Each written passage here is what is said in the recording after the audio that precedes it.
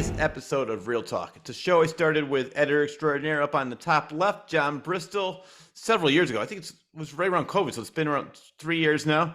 And it was 2020, so we're about to start the fifth year, really. And people know it's movies that we grew up watching, movies that we love, and we just have a passion for movies, and we talk about.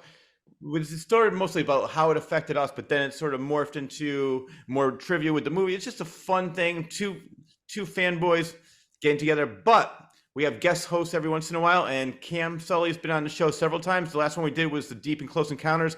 It was the year 1977. It's the first time we combined forces where I have John and Cam together. So I wanted to say, woo! First of all, hello, John. Hello, Cam. Hello. And hey.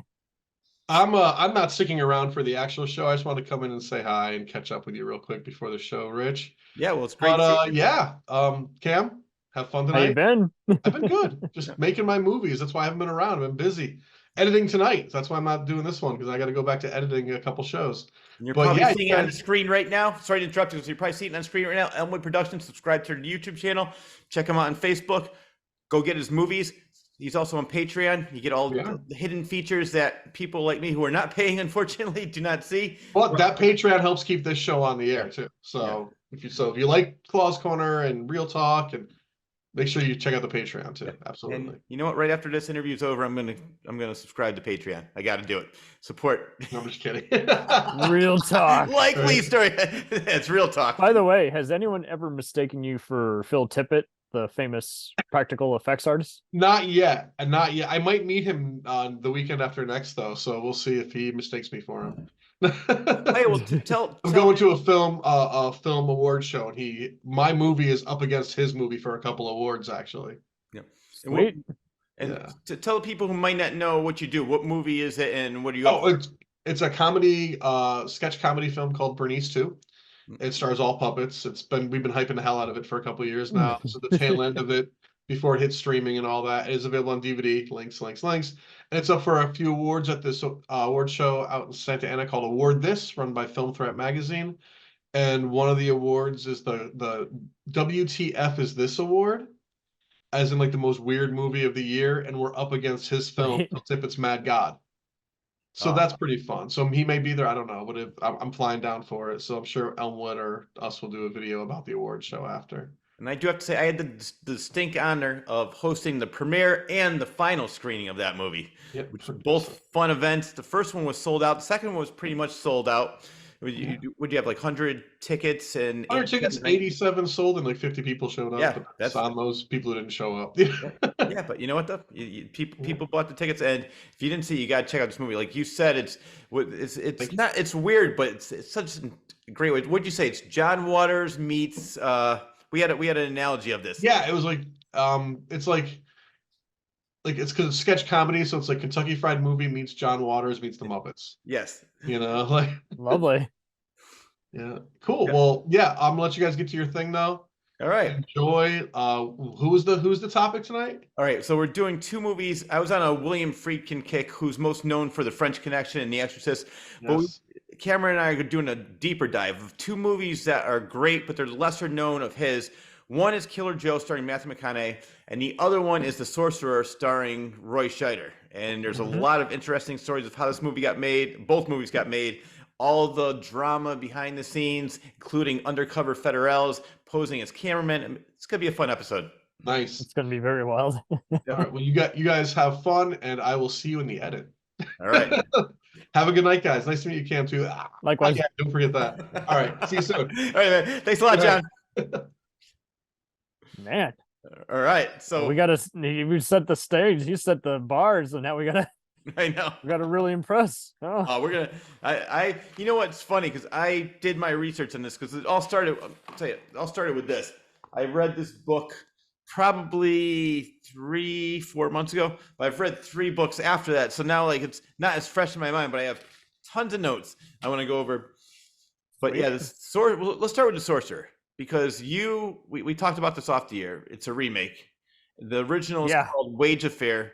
And what language is it? What country is it from? It is a French movie. Ah. And people often say that all these other 60s movies are some of the first movies to get edgy. This one actually has a few F words and partial nudity. All right. I know, but Yeah. it's just interesting. Just I've always been that technical kind of guy. Like, and people always thought, "Oh, Cam, you're not enjoying the movie." I'm like, no, I'm just thinking out loud. I like useless trivia, like how many times people curse or what the body count is and what kind of nudity is in the movie. Or what kind of drug is being smoked. I am that kind of useless info dump guy. Well, I'm. It's not that I hate the movie, and don't get me wrong. I mean, uh, in a way, when I'm looking at this now, I feel like you better understand Sorcerer if you see that original movie first. okay. Well, tell our viewers what the plot is. So it's a 1953 movie, and both these movies deal with uh, four workers assigned to deliver a dangerous cargo, and before you can say Shakespearean tragedy, everyone is, becoming cutthroat, finding out how perilous this journey entails, how it's barely worth, what they're being paid. And it's a perfect illustration of greed, harsh times, heroism, and just men in difficult times, in South America, no less. Yeah. Well, it's funny because in the beginning of the movie, they show the four different drivers and how they got to where they are. But I guess originally they didn't have that scene in the movies, and it made it so confusing. I'm trying to remember exactly why they didn't want this scene. I guess whoever. I think they just thought it was too long, I guess. Yeah, yeah. But without those intros, I can imagine why you're like, what the hell is going on? Why are these people doing this? What's in it? So the movie you saw came out in the 50s. The movie Sorcerer, the remake, came out on June 24th, 1977. Mm-hmm. And the budget went way over budget. $22 million it cost to make. And unfortunately, it only grossed $5.9 million domestically and $9 million worldwide. So it didn't really make the money. But back then, he did The French Connection, he did Exorcist. Like, you could do whatever the hell you want. Just 2 hits back to back, and they weren't ready to kick him out just yet. Yeah. And what was your introduction to Friedkin? Was it most of his greatest hits and then his less seen work? Yeah, I think it was The Exorcist was probably my introduction. I had to be about, I didn't see it when it first came out, but maybe like 77, 78, somewhere around there. So I was like 9 or 10 years old when I saw it, but that was definitely my first introduction. Then, of course, I went back and said, oh, French Connection, then To Live and Die in L.A. He made so many great movies. But these two movies that we're discussing, Sorcerer and Killer Joe, I never even heard of. You're the one that brought it up during our Close Encounters and Deep episode. You said, oh, what about The Sorcerer? It came out in 77. I said, wait a minute. So I went and checked it, and I loved the movie. I was so angry at myself, too, because I'm like, I'm a movie. I should remember that. And yet somehow I forgot. Spaced out. Yeah. Well, unfortunately, it came out, as I mentioned, June 24th, 1977. Not too long either before or right after Star Wars came out, which was a huge phenomenon. Nobody ever saw anything like that. Right before that, in 75, was Jaws, and then Star Wars smashed all Jaws' records. So unfortunately, it just came out in a year where nothing else mattered except for Star Wars. But it's interesting. As I said before, I have a lot of facts written down about this movie. So originally, which I think it would be good, but I like Roy Scheider, he wanted Steve McQueen. Really? Yeah. And what happened was... Oh, so you were the trivia guy. I had no idea. I haven't seen any of the documentaries yet, but I could see him doing a good idea. I mean, he's often, I wouldn't say ridiculed, but kind of often talked about just being an agreeable, but I wouldn't say shallow, but like people are often give him the label of he was a pretty boy who guys liked because he was in some tough guy movies. But if you see him in The Sand Peoples, one of his final movies, I think he can show some reasonable dramatic range, but at the same time, people wanted to see him, hey, that's Bullet, that's Great Escape. They want to see him racing cars.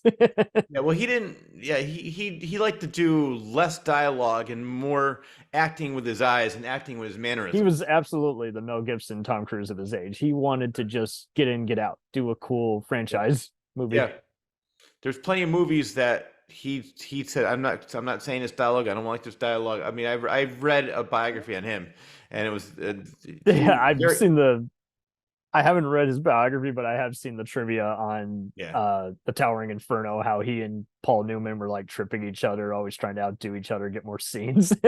Well, no, well, you know what? In the book that I read, they addressed that issue, and the big issue, Paul Newman had zero problems with him at all. It was Steve McQueen says, "I want top billing." His goal was always to beat Paul Newman. That was his goal, and he made sure according to the biography I read, that he had to have more dialogue than Paul Newman, and I think he only had maybe one or more lines than Paul Newman. But he was and he had to have his name on the marquee before Paul Newman. That was the first movie, and he was so excited. Which who really cares? I don't know that if I don't know. mean, For some it's a reason, common thing. I knew a stuntman who worked on Tango and Cash, and he supported a lot of the same trivia you heard about how Kurt Russell and Stallone would sneak into the editing room and try and cut out the other scenes. That's how the rivalries were in sometimes. But no, that's cool that they addressed it, because Paul Newman was known for being a pretty cool guy. Yeah. So America's granddad. So.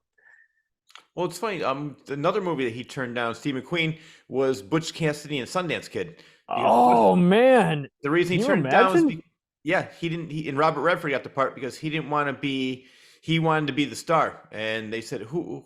My mind just went blank on it. It was Robert Redford, and who was the other guy in the movie? And freaking yeah, it was Paul Newman. Paul Newman. Yes, that's what it was. So Paul Newman he wanted Paul Newman's part, and he says, "Nope, I refuse to be second banana."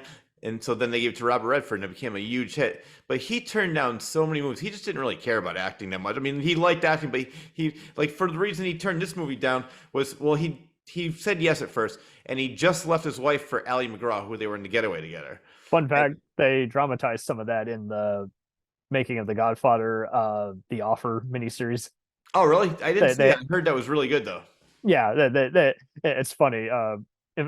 Flamboyant producer Bob Evans comes to Allie's hotel, and he's like, "Stevie's in there, isn't he?" "Yes." "Okay. Well, I'm going to be right at home waiting for you, and we're going to have this chat." Yeah. Well, he said, "All I want is, I want you to give Ally McGraw a part." And Friedkin says, "I really don't have a part for her." He goes, "Well, just make her a producer, do something for her." And Friedkin stood his ground, and he said he regretted it later. He says, "I should have just gave her a part." But then again, it's just, I mean, why should he have to like make a part for somebody? Just, you're an actor. He doesn't owe anyone anything Exactly. at this point. And then another actor he tried after Steve McQueen turned down was Robert Mitchum, which I could sort of see in a way too. Wow. I would have liked to have seen that version, but I'm glad they gave this to Scheider, because what's your take on Scheider? He's often kind of known for just being an everyday kind of man, likable guy. Yeah. Well, it's funny about him because he was in French Connection, and he wanted The Exorcist, but originally they gave it to Stacy Keach. We talked about that before. And Stacy Keach, he saw I forgot what his name is, the one who played Father Karras, but he saw him in a play, and it was an unknown actor. And he goes, "Well, just buy Stacy Keach out, pay him whatever we owe him, and we're going to have this guy." Roy Scheider was pissed off about that because he wanted The Exorcist so bad. So when he asked him to do The Sorcerer, he was a little reluctant to go on there, be a part of that movie. But I mean, maybe it's because because what happened? Sid Sheinberg, who was the president of Universal at the time, and Universal is what released Jaws. He's the one that brought it up and said, "Get Scheider." And Scheider just came off of Jaws, and came out in '75. So. And he was really popular at the time. And like, all right, let's ask him. And so they did get Scheider, but he was a little bitter about not getting The Exorcist. But I like Scheider, and maybe because it's the version I saw. But I could definitely picture Steve McQueen. I could definitely picture Robert Mitchum. But Mitchum made a comment. He said, "Why should I make a movie about driving a truck in Ecuador? I could just what did it say? Make a movie about falling out of a truck in Ecuador when I could do that at home." Fair enough. Fair enough. So he was known for his off-color remarks, whether it was something like Ryan's Daughter, the infamous David Lean spectacle. And if he had done that, he probably wouldn't have been able to do the Friends of Eddie Coyle, I guess. Yeah. Well, he's another one didn't really care about towards the end, the later part of his career. He really didn't care about roles. He would just take what if it didn't fit his comfort. He's like, "You know what? I really don't need the money. I really don't care. I'm not going to do the movie." It's like, I'll just do movies because I don't need to do movies for the money. I don't need to do movies for the fame. I've already proven myself. So he basically just picked movies where he felt like doing. Like my favorite actor that did that was Michael Caine. He goes, Michael Caine. You gotta say it with the yeah. Cockney accent. That's a pretty great impression. He said, well, I think we talked about this in one of our episodes. He said that he goes, I make horrible movies, but the Jaws for the Revenge, I get to go to Bermuda or wherever they filmed it for a couple months. That's a vacation. I look at it as a vacation. It's a wonderful time. Yeah, exactly. He goes, I'm over for the trip. I don't really care about the movie. That was like towards the end of his career too. So I sort of love that. I would love to have that kind of attitude. Like, you know what? I really don't need the money. I really don't. Oh, care. absolutely. It's kind of, he's kind of helped everyone kind of configure their schedule. I mean, I saw Hugh Jackman in a Howard Stern archive clip, and he's like, he noted how he was based Kane's kind of mentality on his mentality, because he didn't know that he's going to be in musicals like Oklahoma or X-Men. He's like, well, I'm going to make this work. Yeah, I love that. Well, getting back to The Sorcerer, it was supposed to be filmed in Ecuador, but I guess for some reason they couldn't film the movie in Ecuador, so they ended up filming it in the Dominican Republic. Yeah, so it's all filmed in Dominican Republic. And I can only imagine getting permits back when we all had telephones. Yeah. I take your money. Fuck you, gringo. I don't take your money. You don't film here.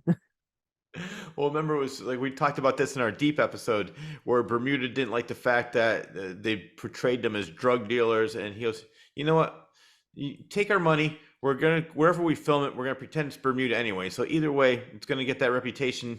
We're not changing the story. So, and then Bermuda said, all right, we'll take your money. Wow. Yeah.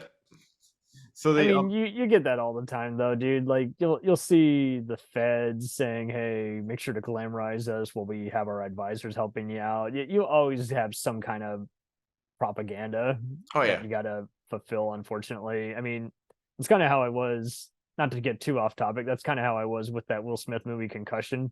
Oh yeah, I know people were complaining about the accent. I had more of an issue with is like they're doing a good job, but it sucks that they legally can't call out the NFL by name. Oh, I know. I would give it way more juice if they could actually say that and just pay a fine. Oh, I know. I agree with that. I never saw the movie, but I know all about it. I know about all the behind the scenes drama with that. And I try to give everything with a grain of salt, because I really hate it when people will talk smack before anything is even out yet, and it's just like, well, you wouldn't care otherwise had you not known that prior. Oh yeah, no, exactly. Yeah. But this movie had a lot of behind the scene drama. Let's go back. Originally, it was called Ball Breaker because they named Ball Breaker. Yeah, because the trucks had names, and one of the names of the truck was Ball Breaker. Another one was named Sorcerer, and I can't remember what the other ones were called. But they were originally called Ball Breaker. But then I guess they thought Sorcerer was more not, I don't know if the word is universal, but more universally accepted. Because people might complain about it. But do you a couple of the behind the scenes? I want to talk about one thing. Is I guess there was an undercover. Well, I mentioned this in the intro with John. I said that there was a cameraman. He was an undercover federal, and he realized, he called William Friedkin and said, "You know what? There's a lot of the actors are using drugs. So instead of getting them arrested, they were forced to go home. They were forced to leave the country. So he had to get a whole, like some of the actors and mostly behind the scenes crew, like cameramen and other people. So he lost a lot of people because he thought it was just another cameraman working for him. It was an undercover federal. Nice. And then, so he was like grip crew, makeup people, stuntmen. They were not arrested but forced to go home. Wow. Just like that. Yep. And then I don't know, what was that? Yeah, just can't do it. You're going back. Yep, I'd rather go home instead of getting arrested. And then remember in the movie, for people who don't know, they had to drive the trucks. It was with dynamite, and they had to go through, and it was supposed to be over a river, I think. Really? Oh. Yeah. In the movie, this is how it is. In the movie, have you seen Sorcerer recently? Okay. Yeah. Yes. Yeah. So, okay. So I was just going over the synopsis. I was going to say, but they had so many issues with that, because the first one they did, they had the river was it? Well, first they had the truck was attached to the bridge, so every time it was swayed, but would never capsize. That's why they were able to drive like that. So the trucks had they were no danger. But what happened was they constructed a bridge over the river so they could do this. There was no rain in months, so the river completely dried up, which ruined with all that the filming. rain. Yep. So then they found another river in Mexico. They tore apart the bridge and rebuilt it over a new river, and that was promised it would never go down. And they even had issues with that one too, where that started to go down, even though they were promised that. So they had to film as quickly as they could, because for people who haven't seen the movie, it's supposed to be a big river, and the truck's in danger of capsizing, and the dynamite's in the truck, and it could explode. Wow. And I don't know if you remember, you probably do, because you saw it probably more recently than me. There's I did. huge tree. A big ass tree. Yeah. And it doesn't configure into Wages. Wages, I got to give it credit, because black and white somehow makes it way, way more morbid. Just seeing them run each other over while they're, struggling to get across the river. This is interesting because he really just widens his anamorphic shots, and keeps cutting back to close-ups of Roy as he's going, across the bridge. I got to check that movie. Which one do you like better, Sorcerer or Wage? I thought I was gonna like Sorcerer more. This time around, it was kind of a little more just slower burn. I do like the second half a lot. I just feel like Wages of Fear kind of just does a better job of giving all four guys a voice. With Sorcerer, you're kind of just given just one particular character, and everyone's like inconsequential. They're just kind of a body count. That's not bad. That's an inspired choice actually for Friedkin, because as you know, he was always kind of a non-PC kind of guy. He loved just examining. I think the reason all of us have appreciated him, even with all the critical backlash some of his movies have had but been reevaluated, is that he knows, much like De Palma, Scorsese, even Spielberg, how to explore the dark side of humanity. Before primetime TV was making that a thing post Sopranos, but I think Wages, it's almost like The Grapes of Wrath in a way, just showing you just how you feel somehow like you're right sitting there next to them, while Sorcerer does a better job of just kind of from a first person view with the Hawkeye views, just showing how isolated and trapped in the forest you are. They're two sides of the same coin. It's just, I mean, look at Lord of the Rings. Like, you want to watch the Ralph Bakshi one, which is an incomplete yet still riveting and eye-catching, animation, versus Peter Jackson, who's like Sam Raimi, inserting some of his dark comedy, but then showing you just a very large scale, good versus evil fight. It's you win either way, but it's really hard. I think everyone should absolutely just watch both, even if you're the kind of snob who doesn't like black and white movies or finds certain 70s movies boring. Like, just watch it once, especially if you love Roy. It's definitely one of his better performances before he goes back into doing French Connection knockoff movies. Yeah. I definitely have to check it out. I wanted to check it out before this episode. We recorded this episode. No, it's fine. Archive.org has it. If anyone can't find it, and the criteria, if you can only find an expensive Blu-ray that is not, it's going to bust your wallet. I get it. Why do you think everyone gets all prickly when it's like, oh, but did you see it in this? And it's like, well, just watch it. If you like it enough, you will buy it in whatever updated edition. Oh, I know. I don't get it. Yeah, no, neither do I. I'm not going to spend $40 on an awful movie, even if it's in 4K. Oh, exactly. Yeah.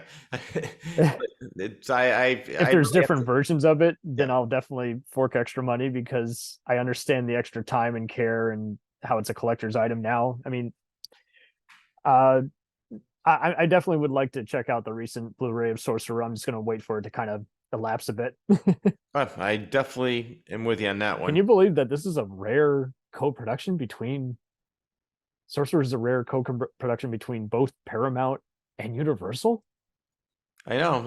When the hell does that happen?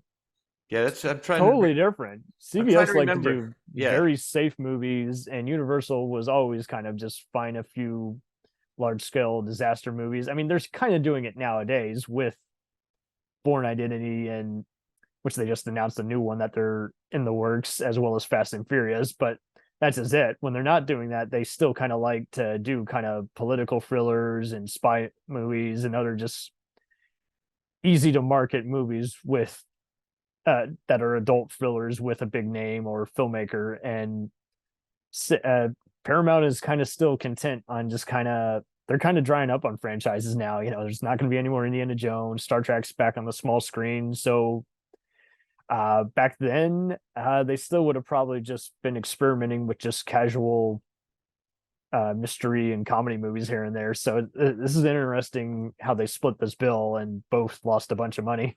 But well, speaking of franchises, one I just read about yesterday. I was really surprised they're bringing it back. But Eddie Murphy's going to be back as Axel Foley in Beverly Hills. Yeah, it's been in the works for fucking ever. Like, first they did a TV pilot by Sean Ryan of the Shield fame, and it didn't get picked up. Then they announced, after Dolomite was such a hysterical sleeper hit and earned Eddie some award. It's so good. And it's even by the same writers who did Man on the Moon with Jim Carrey as Andy Kaufman. Yeah. That was another great movie. Great, underrated Milos Forman movie. But yeah, so then they get close to making it, and then I think it was either Detroit or some other city post BLM. They're like, we've had a lot of police issues here. You're gonna have to rework that script because it's too close to real life legal events. So now they're finally, I think, underway filming post writer and actor strike. But I just hope it really is a good liftoff, because I know, how part 3 was a real disappointment for many, and part 2 was fun for Tony Scott fans, but missing a lot of the amusing improvised. I think the first one is still a great accomplishment, because Martin Brest was able to do what the cast of Caddyshack did, where he was able to just kind of use the script as a template and then just make it better with some improvised scenes. Yeah. Well, I remember it was right around, it was in 2020 when Dolomite came out, and that was supposed to launch his career again. He was going to do a stand-up tour, and then COVID hit and just changed everything. So I'm glad that he's getting back. I always liked Eddie Murphy. I always thought he was hilarious. And if they give him the right role, he can make him. He made so many horrible movies, but he was always good in the movies. It doesn't matter how bad the movie was. I think that's how I was too. I once saw a funny Forbes article, I want to say 2008, and it showed, it was very illuminating, kind of like how it did. There was a TV guide that showed who were the most recognizable faces on TV, and it said Morgan Freeman and this one NCIS gal, I think it was Abby. And then, but the Forbes article was awesome because it showed, here are the people who everybody's going to churn out money for. They don't care about the plot, even if they come out disappointed. And it was like Harrison Ford was on there. Adam Sandler movies were known to make a lot of money. And then Eddie Murphy was on there too. Like the demographic is pretty equal. It doesn't matter if you're white or a minority, like, you are going to go see an Eddie Murphy movie, even if it looks awful. There's just something very fearless about his comedy style. Oh yeah, definitely. And I love, of course, you start off with Beverly Hills Cop, 48 Hours, all of that. And then they both became franchises. Yeah. And then Trading Places. I mean, he had the first couple movies he did was hit after hit after hit. And then, even Nutty Professor was really good. But then when they did The Clumps, it was just basically they took that one scene that everybody's laughing. I remember when I saw the movie in the theater, Nutty Professor, people were laughing so hard at the dinner sequence, I couldn't even hear what they were saying. So basically the whole second movie, The Clumps, was just that one scene, which then just became boring because, all right, how many times are you going to fart? How many times are you going to burp? But the fact that he played, I don't know how many different characters. I think that's what I liked about him. It's just Rick Baker, he kept bringing back to do outrageous makeup, and I will cry when that man passes away. I'll be like, what the hell? And even that first stand-up act he did at 22 years old, where he's wearing a red jumpsuit. No, not Raw, the other one. Oh, the one before. Delirious. Yes. Raw was okay, but Delirious was a classic. You still watch it now and you're still laughing. Raw, it just wasn't as funny, but it was still good.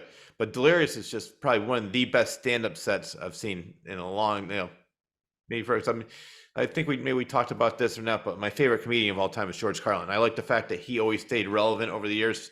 To me, like Absolutely, he was smarter than the average bear. I loved how there was a recent Netflix thing on the history of comedy, and half the words that you used to not be able to say, they didn't have to bleep that time. They're safe to air on cable. You can say shit now. oh, I know. You can say bitch or ass. I think one of my favorite lines from George Carlin regarding that he goes, it's just I don't know how you use the words. I'll give you an example. He goes, on TV, you could prick your finger, but you can't think where you prick.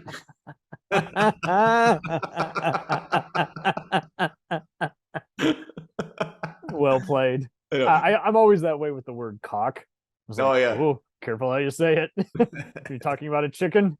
You're talking about a penis. I know, exactly. So I just love his humor. And people always like, oh, he was so angry. He really, and even he said, he goes, I'm not an angry person. I amplify it to make it funnier. But if you watch his comedy now, he is more relevant than ever. What's going on in the world right now? He was talking about this in 1992, 1985. It's really, the distinguished I wish gentleman. he was alive now. With Carlin. Oh, yes. Carlin. Yeah, I was talking about Carlin now. Yeah. So I was saying, Did you ever see his sitcom? Oh, yeah. Yep, where he's the cab driver. And it's funny because he always wanted to be, he always started, he goes, I want to be a DJ, I want to do comedy, I want to act. And he was able to do all of it. He really didn't feel comfortable acting. He never thought he was a good actor, but I thought he was good. I loved the show. And, of course, Kevin Smith loved him. He's very much like Joel Hodgson and Jerry Seinfeld. They said the same thing where they're like, I don't think I'm that great of an actor. And it's like, well, that's just it. You're very self-aware. Yeah, exactly.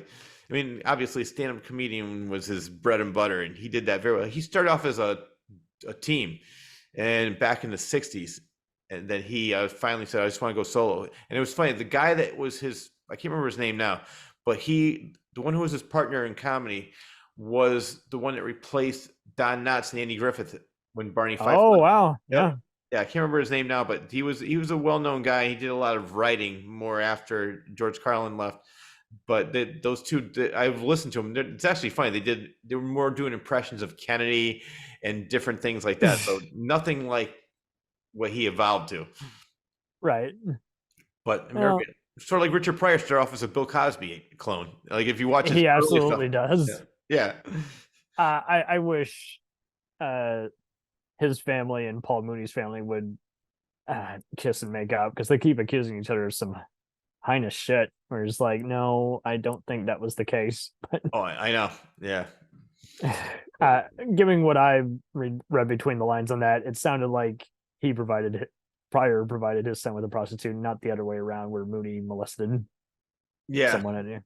But I read all the stuff that you're talking about, but yeah, it's just sad because both comedic legends, and you can't imagine them doing something awful like, unlike Cosby, where we had 40 plus.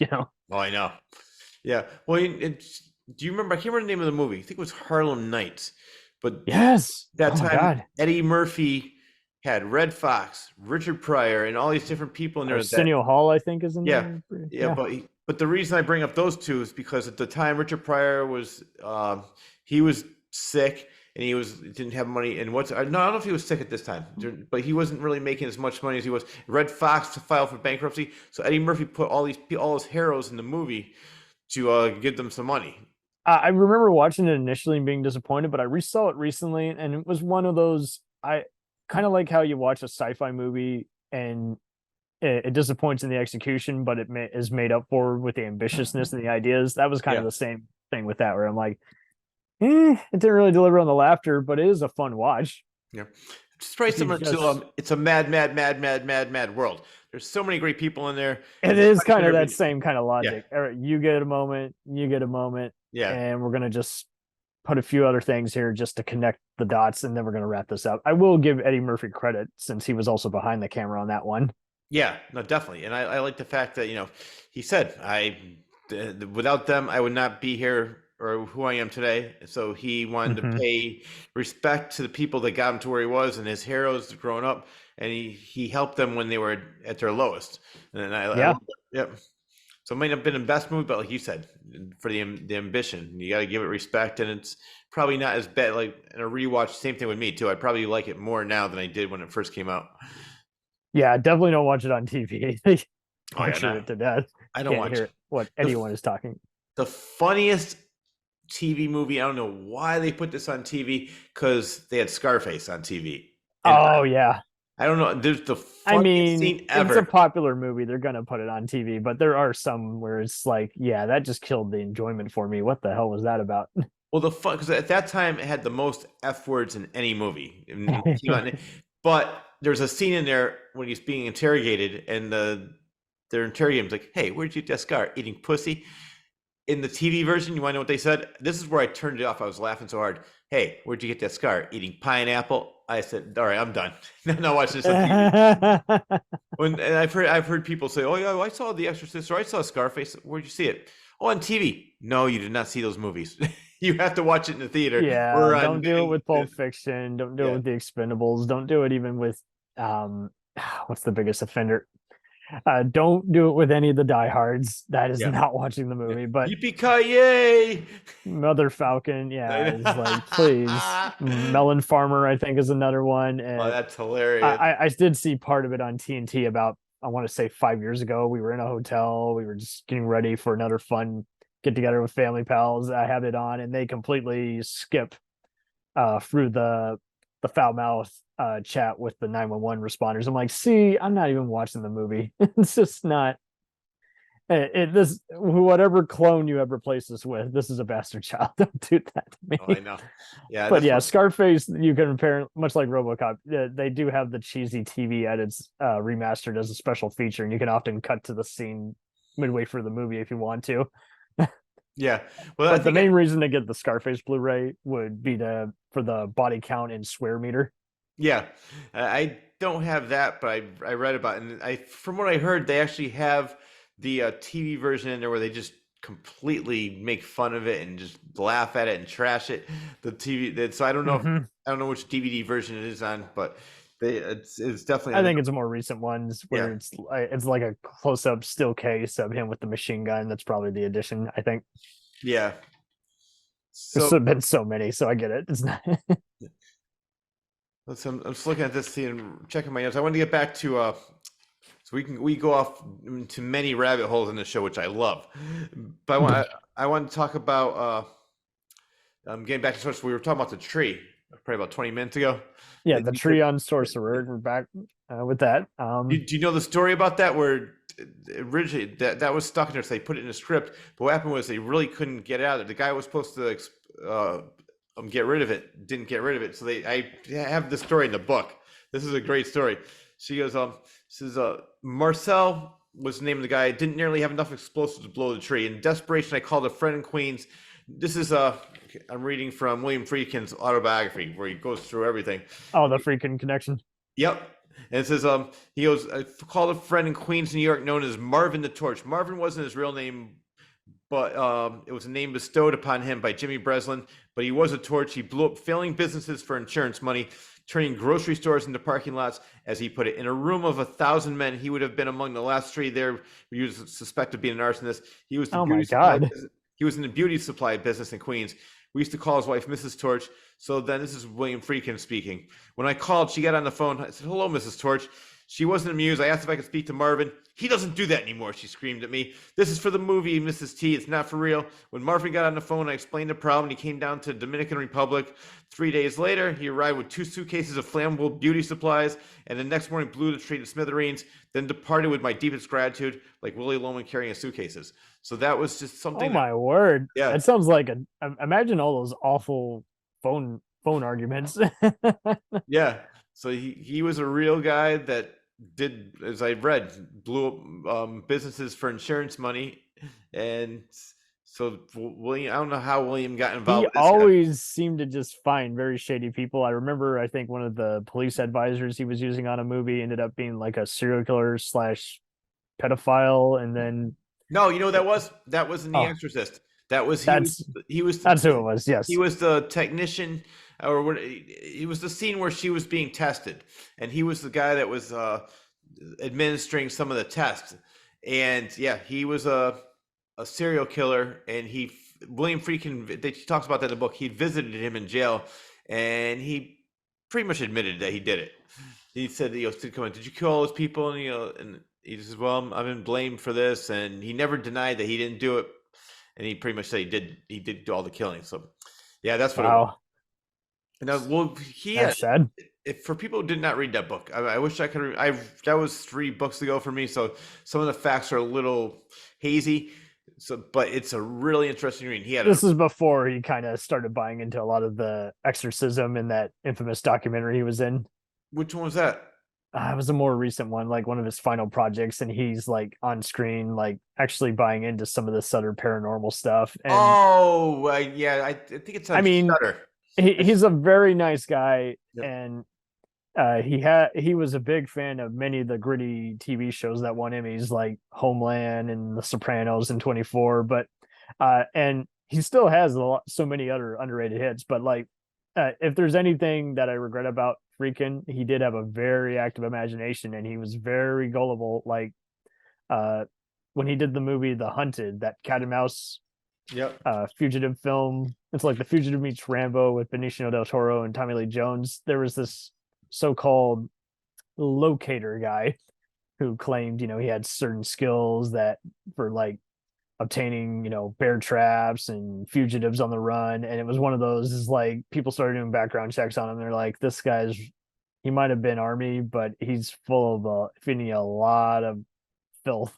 It's not really relevant, not really actual, special ops stuff. And it didn't stop Friedkin from letting him be interviewed for press releases. It just seems like if you sell him a story, he will buy it, unfortunately. Oh, yeah. Yeah. Well, he was definitely a renegade filmmaker. I think that's just it.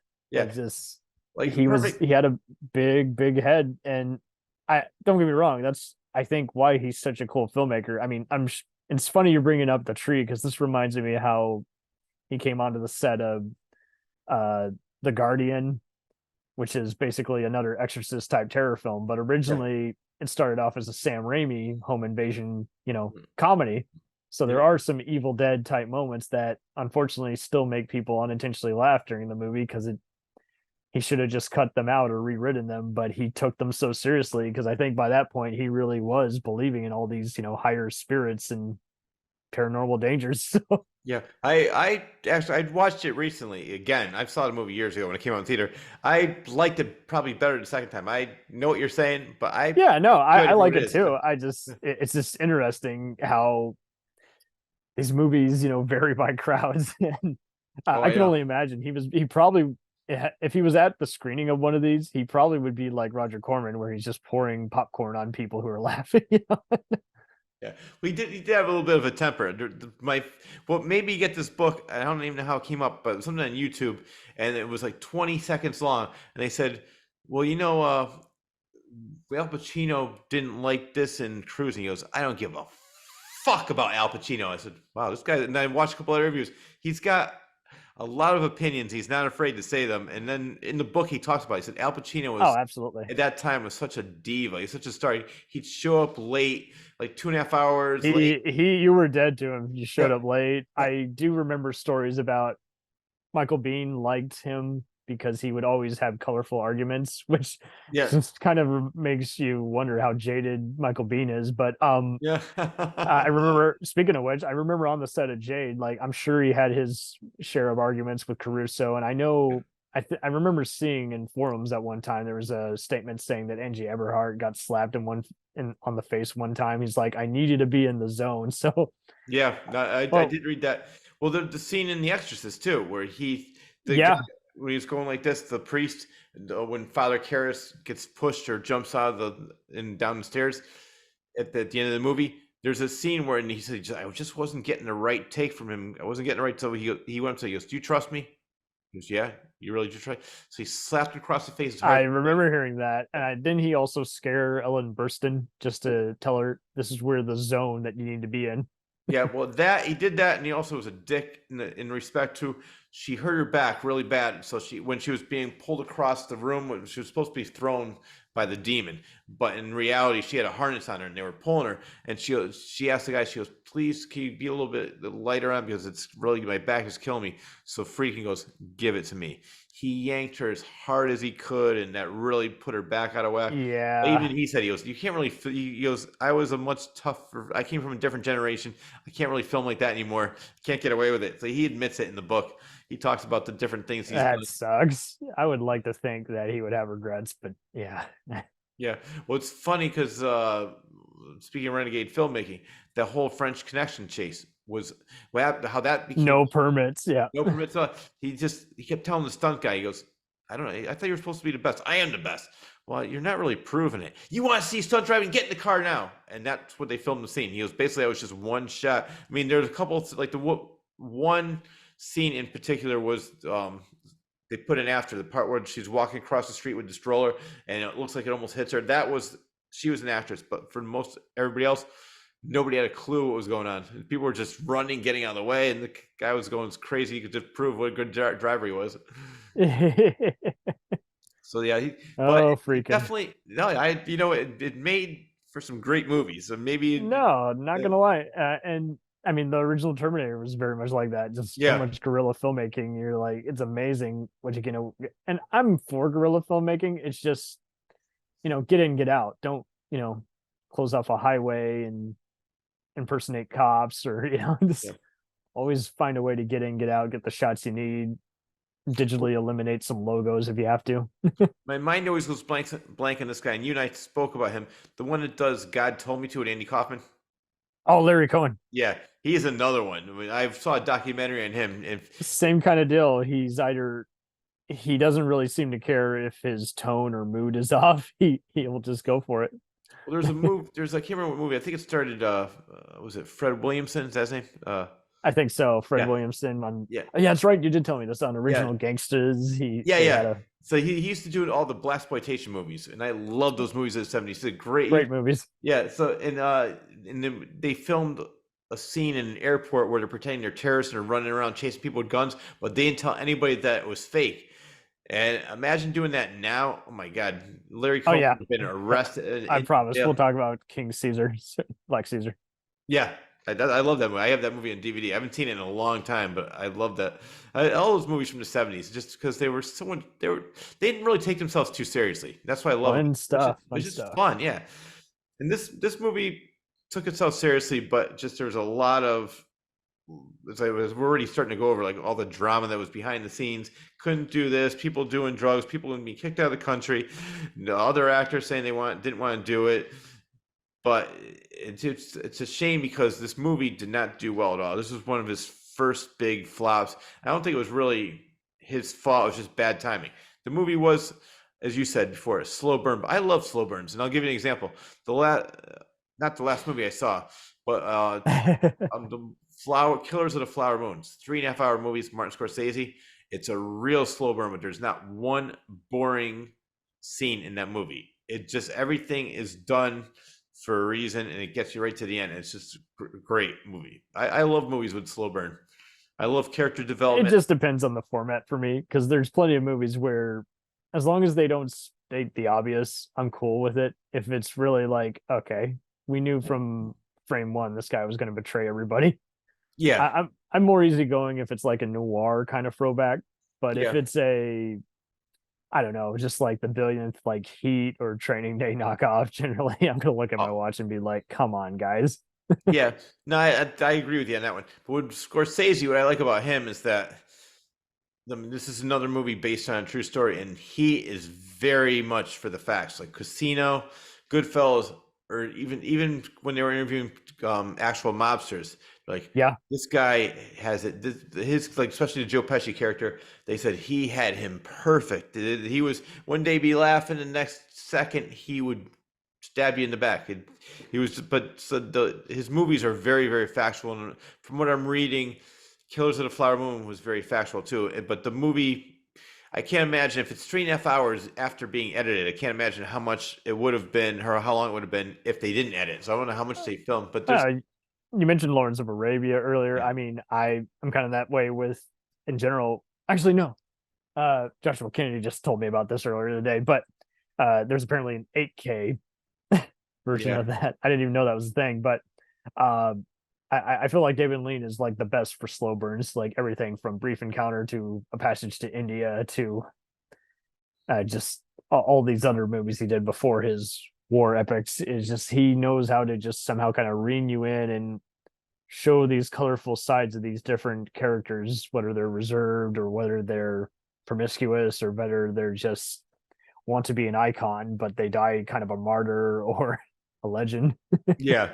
I got to check out some of those movies. I've heard of some of them, like Passage to India. I've heard it was a great movie. I never saw that one, but I got to check that out. You dig it. Yeah, I think I would. I mean, I know what it's about. And I read about it, but I just never, for some reason, never saw that one. But I like. It's harder to get. I don't know why. Even Ryan's Daughter, which is often his mocked movie, is worth a watch. It's hardly compared to all the other blockbuster flops and big budget movies that are often mocked. I think it's, while there's a lot of things that don't work, it's an interesting mishap. But as we've talked about before with other movies that can be reevaluated, like Heaven's Gate, it's like, well, people should stop looking at all the, hey, it lost money. That doesn't mean anything to you personally. So Exactly. stop having that come up. And same deal. I mean, yeah, Sorcerer is going to be mocked. Oh, bad movie, but it was pretty big. I almost always saw it at some kind of rental store, or just being a word of mouth, just for the Tangerine Dream score alone. Oh yeah. Well, it's funny. I have some info on that. Tangerine Dream is a band that Friedkin liked. So what he did was he said he's done this for other movies. He gave them a script. He goes, I don't want you to watch the movie. I want you to make movie from the actual script. So they never That's saw the brilliant. movie. Yes. Oh my God. Yep. And he did that with another movie. I can't remember which one it was. Might have been even Killer Joe. Don't quote me on that. But you're gonna love Killer Joe, just especially when you realize it's based on a play. oh yeah. Well, we're gonna get to that because Tracy Letts is the writer of that play, and he also wrote Bug, which William Friedkin adapted that. Yes, he did. Mm-hmm. That was in both of them. I said I gotta see what else this guy has done, Tracy Letts, because I love his writing. But we're definitely gonna get to that. So I want to talk a little bit more about Sorcerer because, unfortunately, as we mentioned, it came out the same year as Star Wars, and Sorcerer was actually it came out after Star Wars because Sorcerer says replace Star Wars, demands Chinese theater. After a week, they brought Star Wars back. So it really didn't have a chance. Yeah. And then right after that, he was told that his deal at Universal was ending. So that wasn't a good thing. He was just really depressed.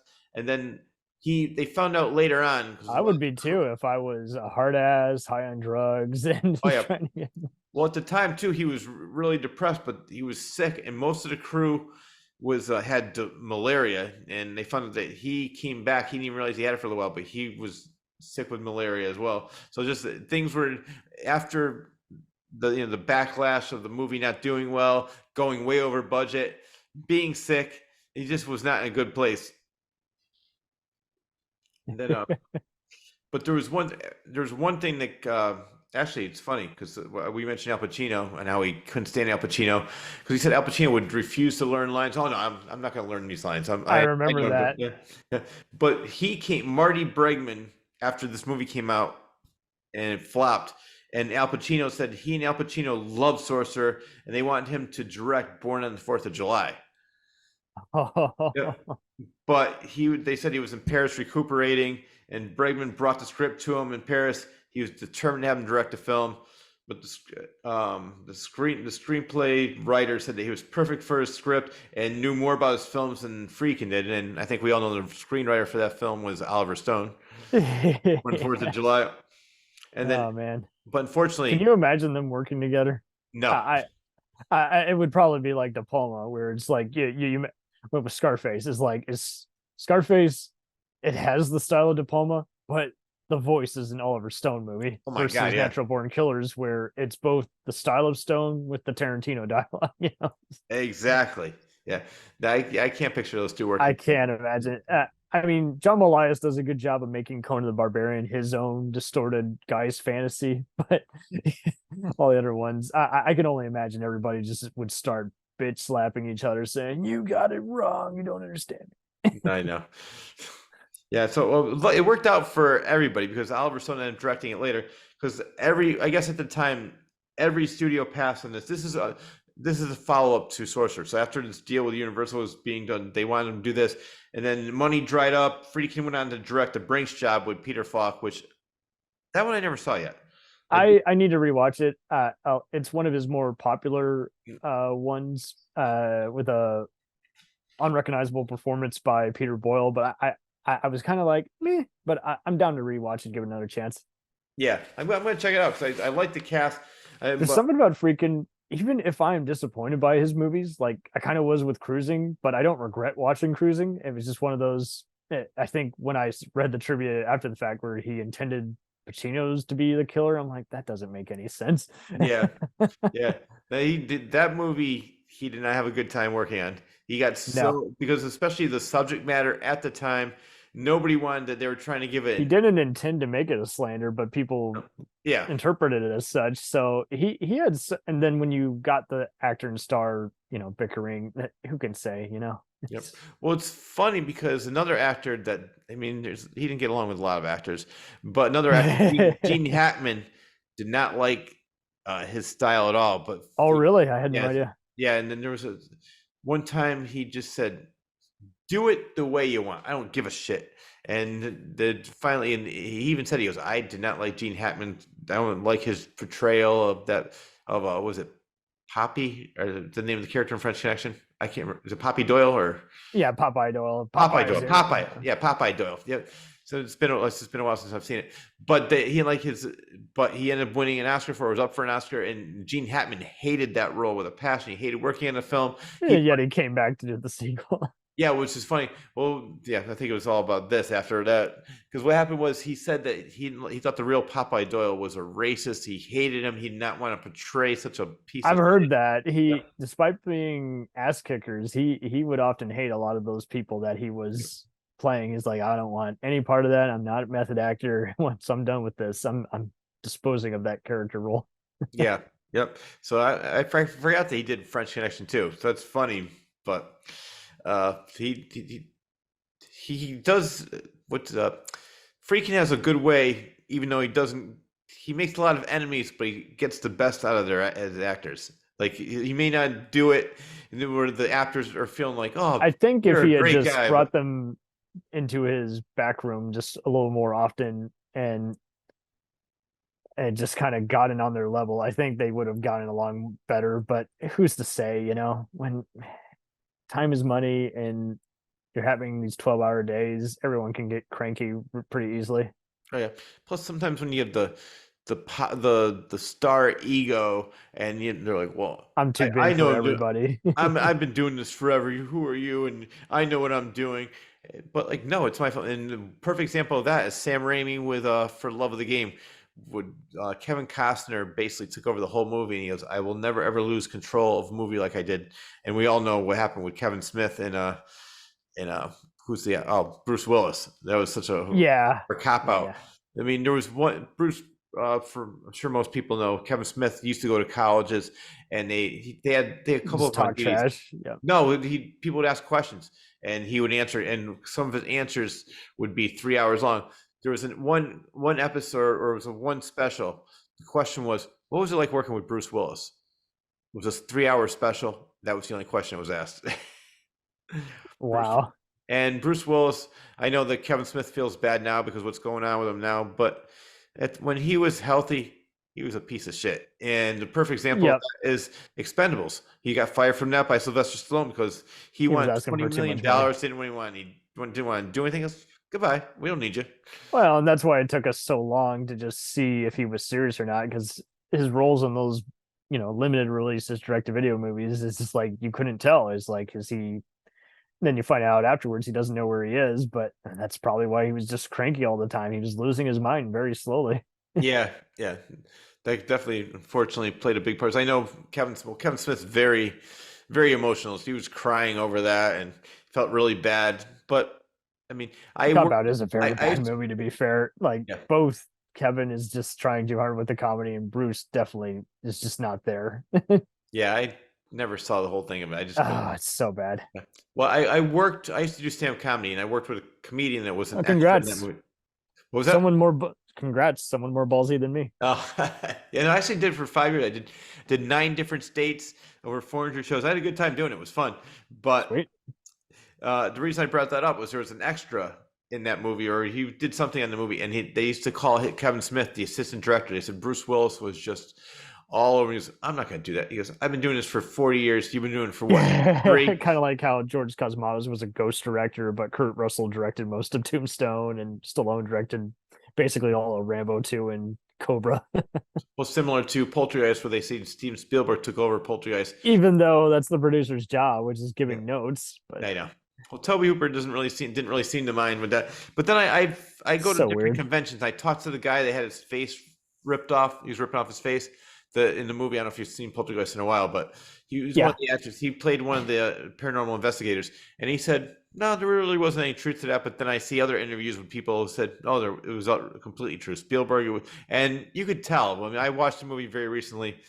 It definitely has Spielberg's touch in there. But like you said, the producer is really the person who's putting the money in there, so it's really his. I mean, if anything, he should have a script rewrite credit, more than a directing credit.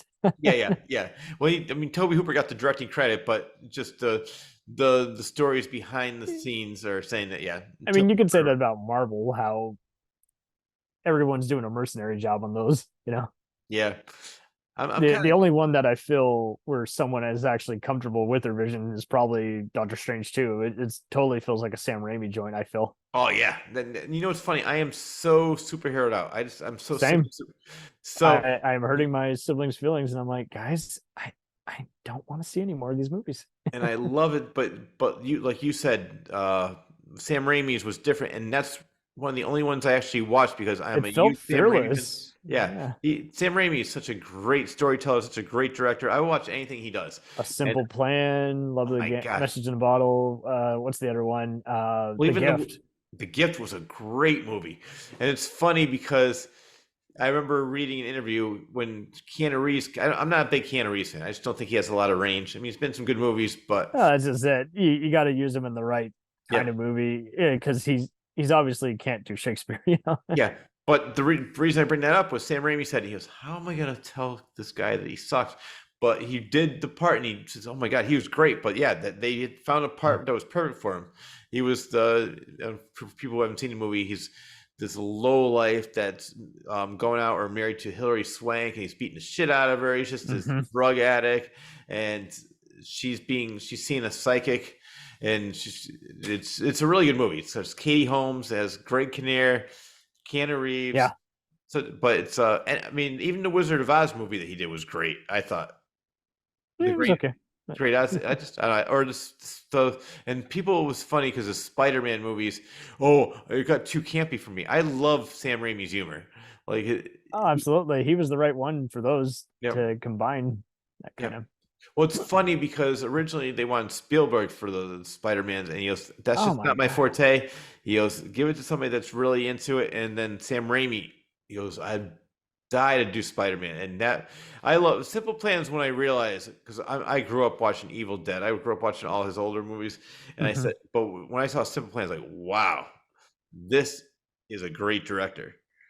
Yep. I mean, I love the Sam Cam. I love it's just the way he did things. I love his sense of humor.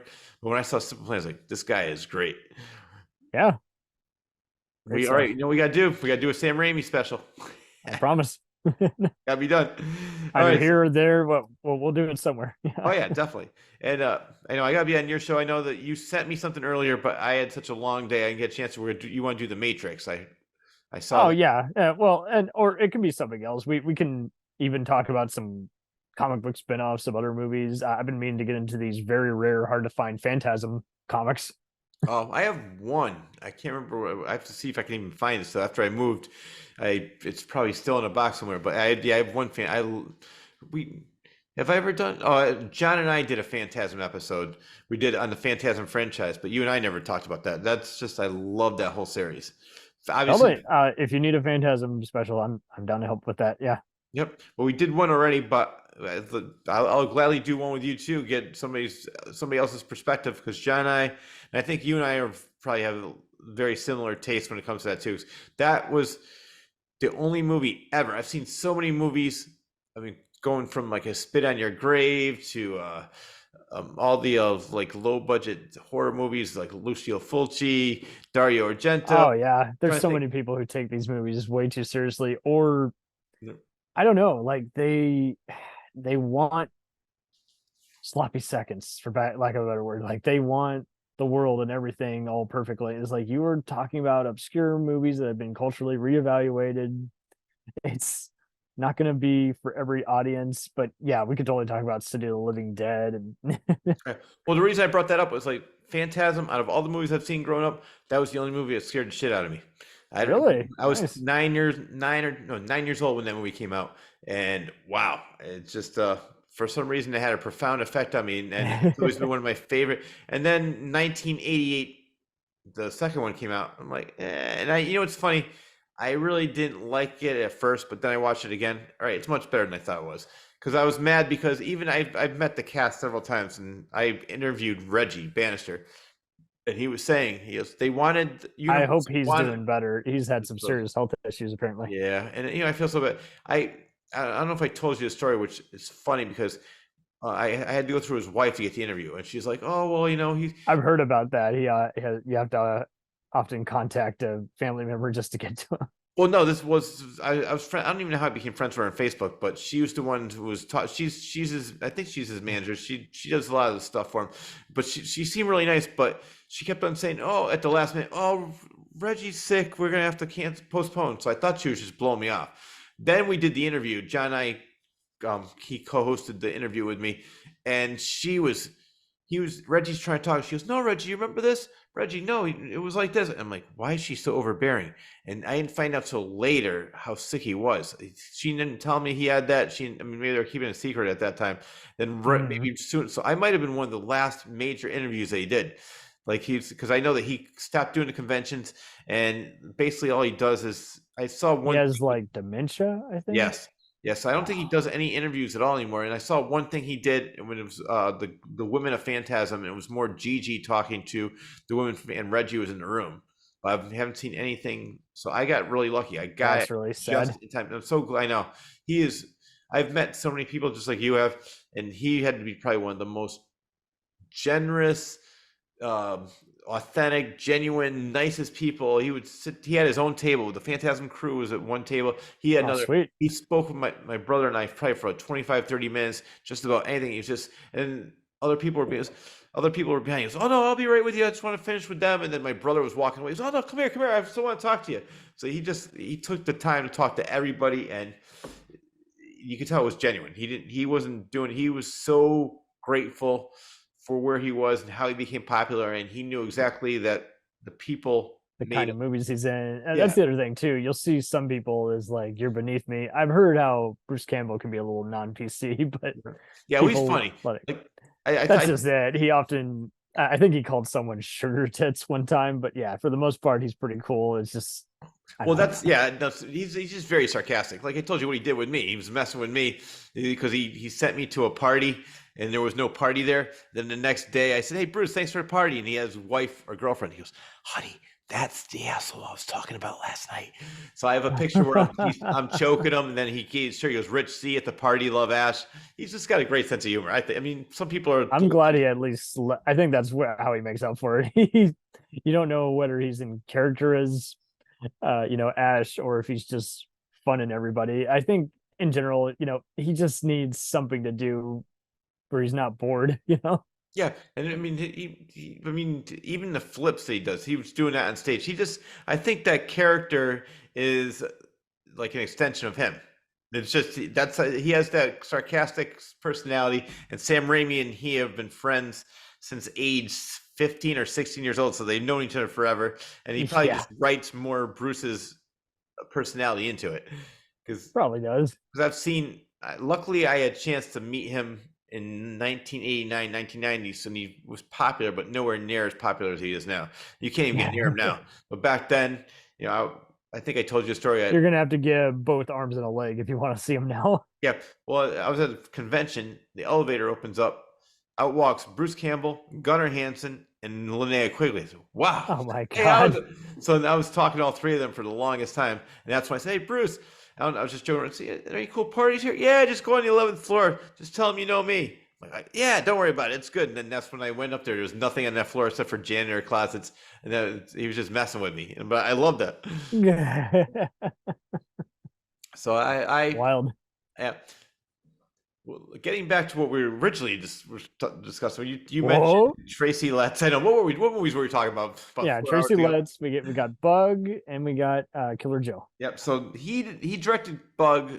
I want to say first. Yeah, that was first. Yes. Doesn't- Yep. 06. I remember the trailers for that. I'm like, oh, actually, Judd's making a comeback. And I didn't hear anything about it. I'm like, I hear it's good, but I didn't.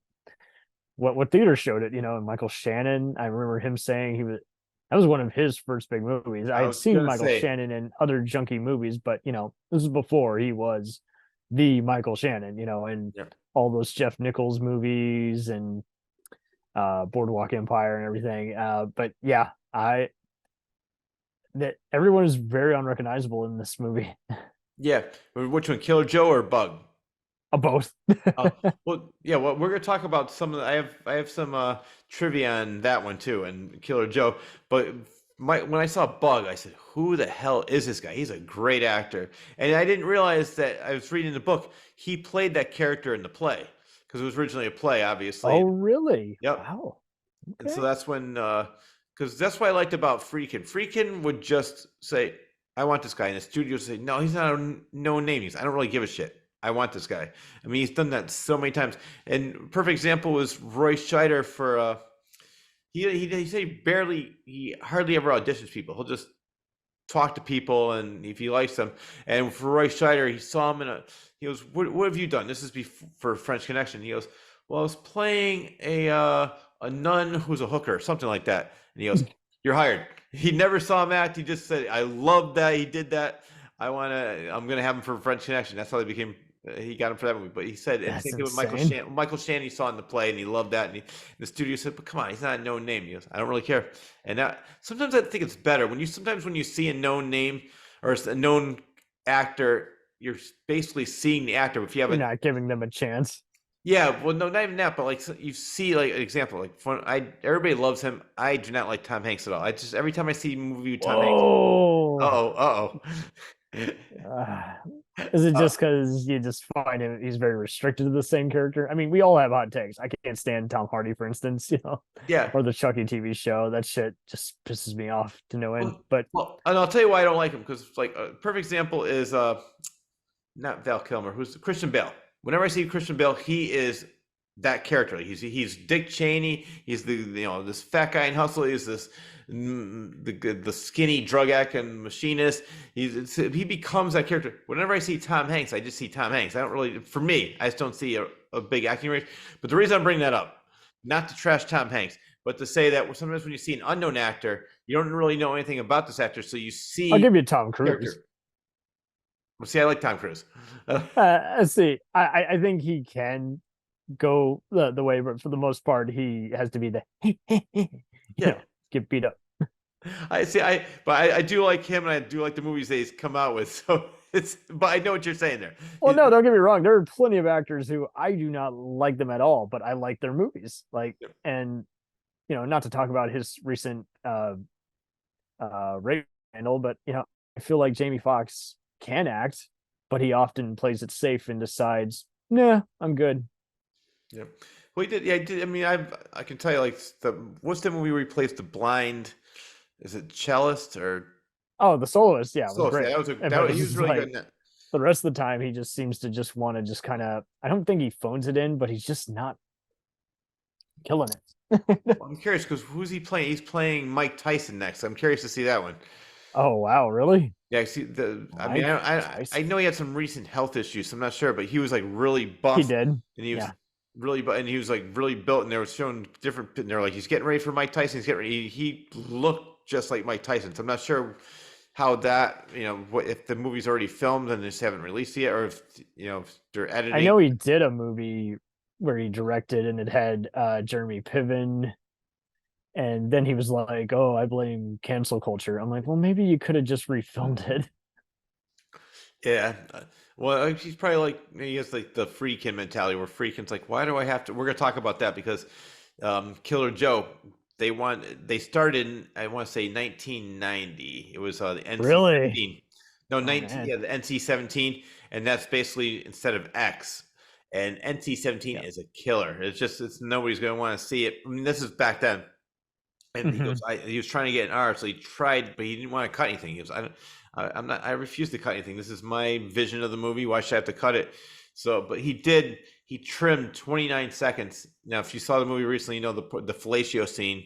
He trimmed 29 seconds of that, and then there was another. Sometimes that's honestly all it takes. Just cut a few frames, and you're good. But I know De Palma did a similar thing with not RoboCop, freaking. He did it with Scarface. He's like, and on the third take, he put some of the violence back in, and he just to make a statement. He's like, they didn't even notice. Oh. Well, I told you a story. I'll refresh our people's memories where he was showing The Exorcist, and they said, no, this is for the producers, and the producers are like, you got to cut this, you got to cut that, you got to cut this, and he goes, they don't know what they're talking about. There's I need this for the movie, and so finally he told the guy, he goes, just tell them they cut it. Let's have them come back. Because they're gonna know. Because they're not gonna know. They just like to hear themselves talk. They're too afraid. Yes. Well, no, but the funny thing is he came back in. They showed the movie uncut, nothing, and the producer said, "You know what? I see. My cuts really helped the film. It's much better now." He didn't change anything. So basically the same thing. Some of these producers, they don't know what they're talking about, and they just want to. They generally don't. They're just trying to make it look like they're doing their job when really they're not doing their job at all. They're just. Yeah, well, that's why another person, how people get away with things is South Park crew. Yes. What they would do is they would make this episode. Every episode's pretty much the same way. Where the most. Like, not really obscene. I don't think anything's. Sometimes they wouldn't even show it, and they still felt like there was too much. I'm like, we don't even have the character on screen saying anything or doing anything. Yeah, no, but what they would do is they would put stuff in, and the producer was like, "Oh no, you can't say that. You can't do this." For what they did, like, well, we're gonna do this, and they'd make something up that was really bad, and like, you're right. You know what? Let's make a deal. You can't leave the other scene you told me about. You have to cut that out, but you can keep this what you just showed me in. So they said they would just do that all the time. Say, oh yeah, well we'll get rid of this, but I want to put this scene in there, and that scene was never even intended for that. They were just making up just so then they're like, you know what, we'll let you have this one, just get rid of that one. And they said they would do that all the time. It kills me. I love stuff like that. Yeah, I know, me too. There's a great documentary of filming, writing, producing, everything, one episode in a week. It's all about South Park. Matt Gray. I think I've seen part of that one. Yeah. They've done so many documentaries. Conan O'Brien was often told, your skits are just too weird. Can you be a little less weird? And he apparently would convince the producers that their ideas were actually the producers' ideas. Yeah, see, that's so there you go. Just stroke the producer's ego. Just make them think that they're smarter than they actually are. I've done that in some jobs that I've had. Make it seem you have to do it with an actor almost all the time. It's like, yeah, sure, we'll do it your way. We're not going to use any of it. But we'll do it your way. Yeah. Just so you behave and you don't go back to your trailer and lock us out. Mm-hmm. Yeah, no, it's all about playing the game. You can mostly get what you want, just in how you go about it. So just stroke somebody's ego, just make it seem like, oh yeah, I'll do this, man. That's great. Yeah, I'll edit that part out, and then they're not even gonna remember. They really won't. No. I always love just these behind the scenes notes that they give people, and it kind of like a teacher and a student. It goes both ways. The filmmaker still has to acknowledge the suits and say, yes, absolutely understood. Honestly, that's often really all it's going to take, more so than let's look at the uncut footage that's not ready yet. Yeah. Well, Friedkin, I mean, he, like we mentioned, he's a renegade and a rogue, but he after with Killer Joe, he had a lull after, but he did Bug, and he had a big lull. And what happened was they were having him direct operas, which I never even realized. I was reading it in the book. So he was doing a lot. I didn't realize. Yeah, that's awesome. So he said that he thought he was going to end his career directing operas, and Tracy Letts called and said, "You did Bug. I love the version you did of Bug. I have another play where you want to do Killer Joe, and that's when the first person interested was Ellen Page, which Oh wow. at the time I could see it yet. She said she committed to the picture. 2 days later, her agent called and said she backed out. So she committed to it. Then her agent calls, and you're gonna love this one. Kurt Russell was interested, and according to the No. book, I'm not sure how true this is, but William Friedkin doesn't seem like a guy that really lies. He, like I said, he has a lot of opinions. He's not afraid. He's full of some stuff, but I don't think he means ill will. Yeah, but according to what he's saying, Kurt Russell wanted to be in the movie, but Goldie Hawn said she would leave him if he took the role, and he bailed out. I can see that. Kurt's a similar kind of guy where he's very non-PC. So, but that is funny. And then let's see who else. Who else? I mean, I think I'm trying to see where. Oh, so they got. I'm looking through my notes to see who else was in the movie. Oh, Jennifer Lawrence. That's the other person I'm looking for. She came to Ooh. meet. Well, William Friedkin she saw them and said this is the role she was born to play. She committed. Several months later, she dropped out to take a role in the X-Men First Class. So she loved it. She thought it was the role. She saw the play. That's what it was. She's an ego. Yep. Yeah. And then Emil Hirsch was suggested, who actually was in the movie. The studio said no, but I guess his agent had final approval.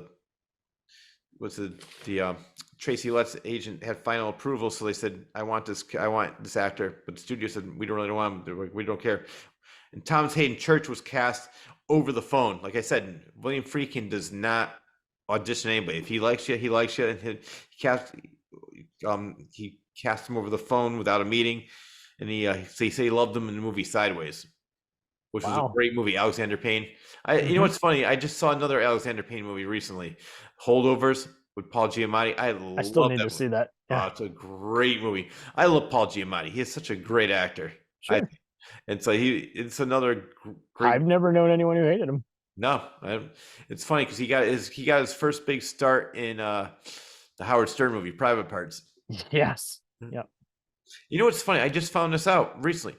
My girlfriend used to go over his house all the time because his father was was a professor at Yale.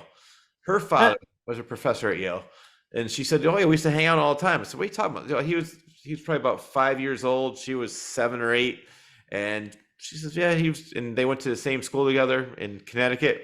And then I said, get him for the podcast. I would love to have him for a guest. Get him on. He'll probably do it. She's like, nah. She's like, oh, we haven't talked to him in years. But yeah, her parents were more friends with the family, and they used to go over there. And Nice. But the reason I brought that up was that William Friedkin saw him in Sideways, which was an Alexander Payne movie. Very cool. And this is a good one. I think she would be good. Let is the one that suggested Gina Gershon. He wanted to do the play, but she turned it down, saying she couldn't do 6 to 8 times per week. So originally he wanted her for the play, and then she was, I just can't do it all the time. Those sexy Canadians, man, they got standards. And then, Juno Temple, who was in the movie, I thought she did a great job. She's the one that played the.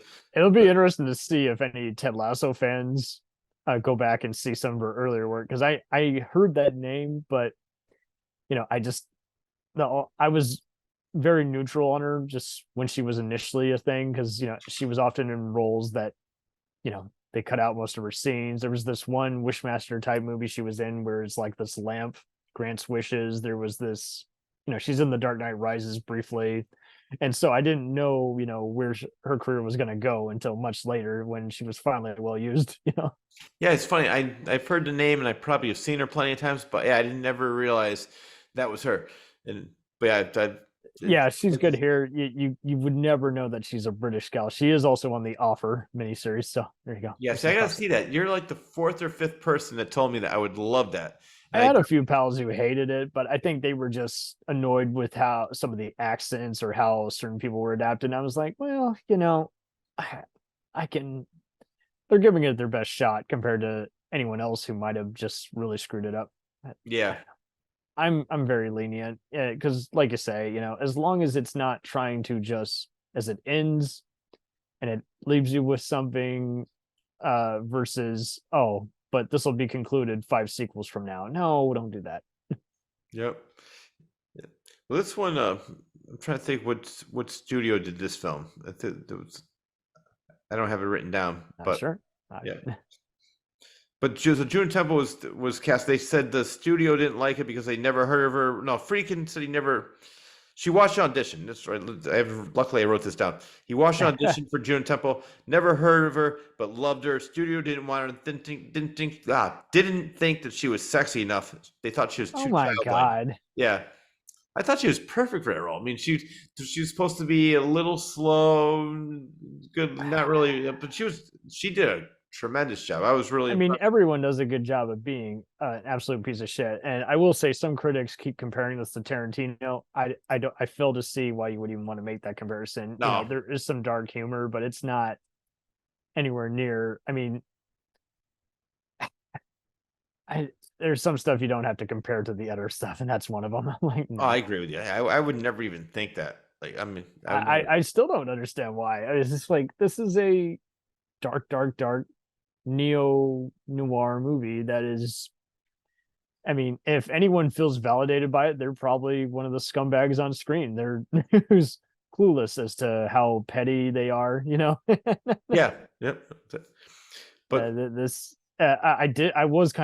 I did kind of yell "F you" at the sudden ending, but you know, I instantly thought about it and was like, yeah, no, I get that. You know, that was a good place to end it. I get that, but I mean, probably for a Killer Joe, you mean?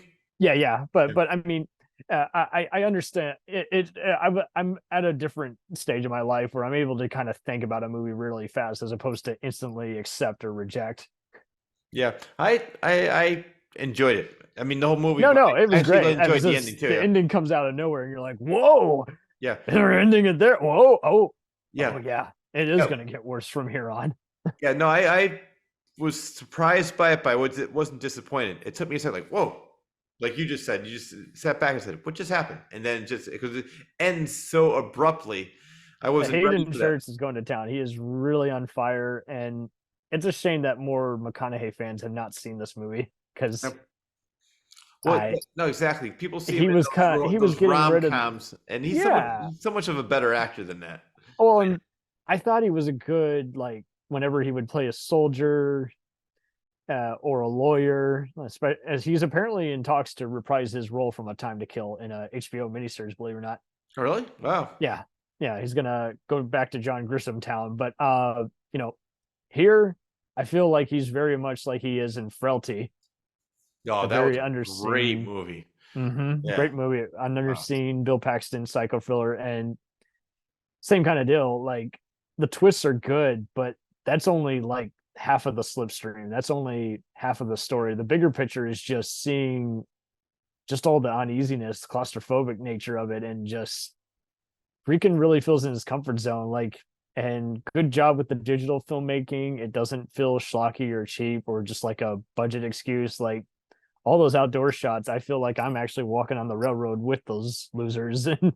Yeah. Wait, it's fun. Let's stop right there. So it's funny you brought that up because I was reading about that. They said the original death of the mother was Joe, Killer Joe, sedated her, and he and Chris, which was the son, they pushed the car into the railroad swing at night. They couldn't get permission to film that, so they had to change the ending at the last minute. Gotcha. Well, I don't mind that. You do feel like Emil Hirsch, as stupid as he is, he has a chance of getting out of this mess alive. And then by the time he, reunites with the family, it's all over, baby. Yeah. The minute you say no to this crooked policeman, and I do feel like it's on par with all the other crooked cops we've seen on screen. Yeah. Well, I would talk about because we talked about the cast. We mentioned Matthew McConaughey. I want to talk about like how he got into the film because that's interesting. The script was originally written for an older character. He saw Matthew McConaughey in an interview. He loved it so much he sent him a script. So like I said, he just sees something in somebody. He doesn't even care if they audition. He just likes something about their character. So Matt threw the script. He looks at the bigger picture, like what they're available to do. Yeah. Well, it's funny because Matt threw the script in the garbage. His agent saw it. and he said it was funny in a dark way. He took it out of the garbage and reread it, and then he said, "All right, let's call Bill." So he hated it, thought it was dark and stupid, and then his agent sort of talked him into it. Said, "You know what? It's funny. It's dark humor. Everyone needs a moment to just kind of soak it in." Yep. And then unfortunately, it's every studio. Oh, here it is. Every studio passed on the script, and then oh, I bet. How do you market this? Yeah. So I know. Matthew McConaughey said that he was going to get his agency CAA to help. So Matthew McConaughey is actually the one that got this movie to the screen, or helped him get it to the screen. So they said that he actually took a pay cut so Bill could afford other actors, and then that's when oh, good on him. I love that. I love when people can just come out of their shells and realize, hey, you're going to get a bigger reward down the road. That's what I thought was funny. The movie that did that more recently was what's the one? It was a remake. Was originally Frank Sinatra, but they did it with George Clooney and Brad Pitt. Ocean's 11. Yes. Yeah. So but I'm laughing because their pay cut was, well, instead of $25 million, I'll take a pay cut. I only get $10 million each. They win. It's one of their top 10 movies. They're fine. I know. I love the movies, and I love all those actors. I think they're all fun. No, totally. Yeah, we could totally do an Ocean's special and even talk about the original Sinatra Sammy Davis movie. Oh yeah, but I just think it's funny. It's like for them a pay cut is still anything I would die to have for oh man, well, you could kill 100 people just for that money, but we're not shitty people. But yeah, it's just so funny how it's just like with millions, it really doesn't matter, but with thousands and all that, yeah, then you're talking about it's like I better be more careful with this. How am I gonna break into the bigger name? Yeah. Well, we talked about the music and how important it is with Friedkin. I like very uneasy. Yeah. Oh man. Well, I guess the studio hated the music the Friedkin picked, so he hired Tyler Bates, who did 300, Dawn of the Dead. Oh wow, I didn't see that credit. That's awesome. Yeah, his electro synth scores are really powerful. Yeah, it's funny. So I saw 300. I saw Dawn of the Dead. I never saw Watchmen, but yeah, you're right. I love his music. I never put together that was the same guy. Maybe I did at the time, but because I love. I don't know if I talked about this with you, but I love film composers. Obviously, people like John Williams. He's my all-time favorite. Back in the day, he's basically the one that got me into classical music because my brothers and I would buy Close Encounters. My brother would buy. They were often the first name I would look for: a Basil Poledouris, a Alan Silvestri, just someone who really creates the atmosphere. And usually it's only years later that then you start looking for who are the editors, who are the cinematographers. Oh yeah. Well, another one who I like for atmosphere is John Carpenter. I love his music. I have a CD of all his music from his movies. I just love the way he does it. Yeah. I don't know if you're a John Carpenter fan. Yeah, I like John Carpenter. I know. I Escape from New York. That was our first meeting. Yes. I don't like all his movies, but he has some hits, and much like Clint Eastwood and some of these other guys, you do have to applaud him. I mean, Soderbergh does all his editing and all his cinematography. It's like, but that's not everyone can convince each other to do that. I think Robert Rodriguez has started composing. Yep. Wow. I love his movies. He just did one recently. I think it's called Hypnotic. I still got to see it. My co-host John really loved it. What did you think? I loved it. And then, it's funny. I don't know why.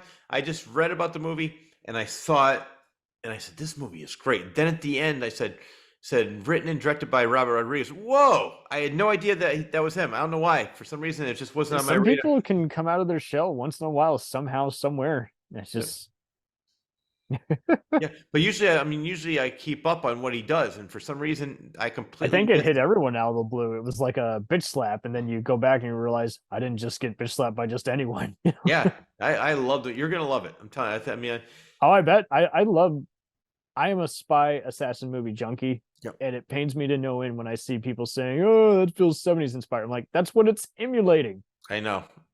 That's exactly what it's trying to be. I was gonna say there's a difference between emulating and and ripping off. Yes, Yeah. and I love. I mean, everybody is A horror invasion movie, and it gives you can tell where, hey, that was the selling point versus no, they just ripped off Panic Room or The Sixth Sense for the bit of time, you know. what I like about this movie too. Hypnotic is that it has a bit of Inception in it too, which I'm not sure. Oh, Yeah. okay. Yeah, Yeah. you're selling me. Yeah. Yeah, no, you're gonna love it. I was so shocked. I just, as I probably mentioned to you before, I'm part of the A-lister, which means I pay $25 a month. I can see 3 movies a week every week. So I see all these movies Look that at I you would, go. and so it's to me it's worth it. I mean, tickets are so expensive now. I get after seeing 2 movies, I get my already paid back because it's movies are like $13-14 a piece. So $25, and I see like 5 or 6 movies a month. I'm definitely making getting my money's worth. But the reason I'm bringing that up was that this is a movie I had no idea what it was. I said, let me check it out. I love these types of movies, and like I said, I read the synopsis, but I didn't see anybody. All I saw was that Ben Affleck was attached. It was funny because my mind went like, "Who's the guy who plays? He plays the killer in it." No, my God, fun. I'm going in cold. No, I'll tell you in a second, because the reason I'm bringing it up was that I met him at the Chiller convention. He didn't even mention a word about it. Really? William Fichtner. Fichtner's in it. Okay, Yeah. sold. Yes. That man is a godsend. Yeah, and it's funny because I was talking to him for about maybe 10 minutes and just talking about different things. Not once did he say, and usually I talk to him, what have you done recently? But for some reason, that didn't come up this time. Listen to his Inside of You podcast interview with Michael Rosenbaum. You will really love it. Okay. A very spiritual guy, a guy who realizes every minute counts, every scene counts, everything from the staging to the prep. He takes acting so seriously.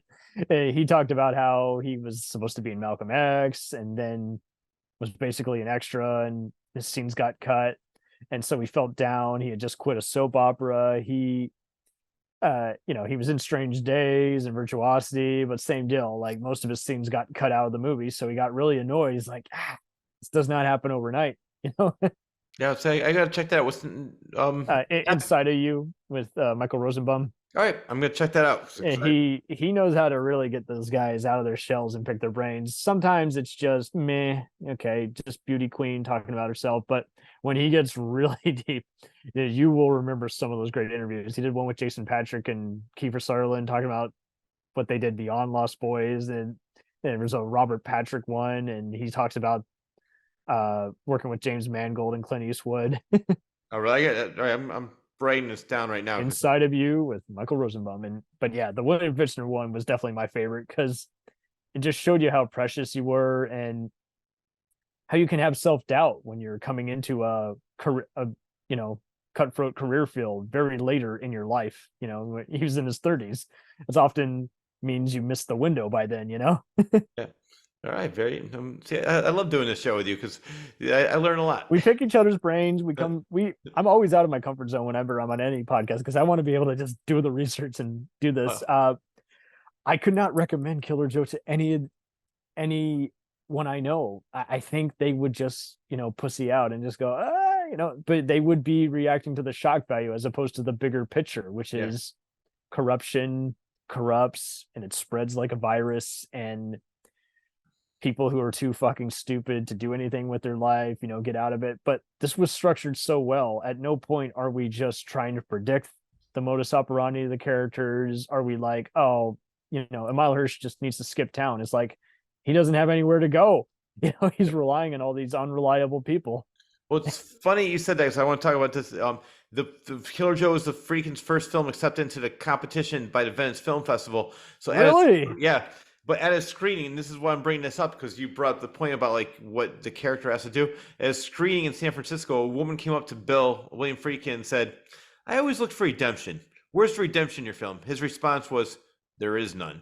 Sometimes you don't have to. Another example of that was just like you don't always have to have a likable character or a hero can fail. Like, look at the first chapter of Lord of the Rings. Everybody fails. They're not ready. Orange. The people say Clockwork Orange. Yeah. I love that movie, and somebody goes, "I don't like that movie. It doesn't have any likable characters." Who cares? It's a great movie, and if you really want to, you could blame the government in the movie because they're the ones that Not test on him. Brazil. The character escapes, but he doesn't really succeed. You know. Yeah, see, I love movies like that because they're more realistic. I Not like everybody's like, Syriana. A lot of people hate that one, but I thought it was a good tell of how a spy who's met his match, he has no one on his side, he's past his prime, he's had personal vices, and he tries to do a rescue mission and fails. wait, what movie is that? Syriana. Oh, George okay. Oh, yeah. Political espionage thriller. Yeah, no, I saw that when it came out. I want to say 2003, somewhere around there. 2005, and A History of Violence. You know, the hero succeeds, but he technically loses without giving it away. He comes home and everybody hates him. Yeah. See, I love movies like because it's it doesn't play it safe. Yeah. Yeah. Like Spielberg with Schindler's List, he said he had to make Oscar Schindler more likable because the real Oscar Schindler was pretty much an asshole, from what they said. Like he didn't really save the Jews because they were Jewish and he was trying to be a good person. He basically needed people to do his work, and there was a lot more. He was a little bit more of an asshole, but Spielberg made the character more likable because he knew people wouldn't like it. But to me, like what we just talked about, I'd prefer not everybody's a likable person, but they're an interesting character and it's more realistic. I like Schindler, but I know what you mean. You do have to change some stuff. I mean, they could have gone even worse. They could have had just, if this was a Tarantino script, he would have been too reliant on getting amazing performances and wordplay as opposed to what does this even mean? You know? Yeah, I know. There are some good Tarantino, but we just talk shit about him now because it's just he's too much nowadays. We're just like, dude, why did you make this movie? I know. He mostly just likes to hear himself talk. And you and I were talking about this off the air. I mean, you get this with Aaron Sorkin too. I love Aaron Sorkin, but there are times where it's like, okay, these are all 5 versions of the same person. Yep. No, exactly. Well, we talked about that. Like, there's Tarantino. There's perfect examples of emulation versus ripping off. Tarantino doesn't emulate; he rips off. He rips off. And then people say, "Well, he admits that he rips off." That doesn't make it any better. That doesn't make it better. That's like saying, "Yeah, I feel bad about murdering someone." Well, you still murdered them. But yeah, De Palma. Where do you go on De Palma? Because like all of his movies, I think are worth watching, but there are some where it's like, damn, did you really have that bad a time behind the scenes? Like I saw his recent movie Domino. It was a very generic spy movie. It was just, and he disowned it before it even came out, so it was already dead on arrival. But who was in that movie? Nicola Costello-Waddell, Jamie Lannister from Game of Thrones. Okay, I heard of it. I never saw that movie. Guy Pearce was a traitor in it. And, I like him. Yeah, no, he's having a fun time, but the movie is just very tone deaf, like very unengaging. But yeah. De Palma is just one of those. He is trying to be the next Hitchcock, so I think we let him get away with ripping off Hitchcock angles because that's his birthright. That's what he was raised on. I mean, 2 movies I watched recently were, again, I've saw them years ago, Blowout and Dress to Kill. So yeah, I know what you're saying with the Hitchcock thing, but like you said, maybe I did forgive him because I just like him and I like his style. I think it's just he's 2.0. He's Hitchcock on steroids, you know? Yeah. And those are just what I just said were 2 perfect examples of that. And I'm not crazy about J.J. Abrams because he's basically Michael Bay meets Spielberg. He's kind of just let me just make something bigger but not better.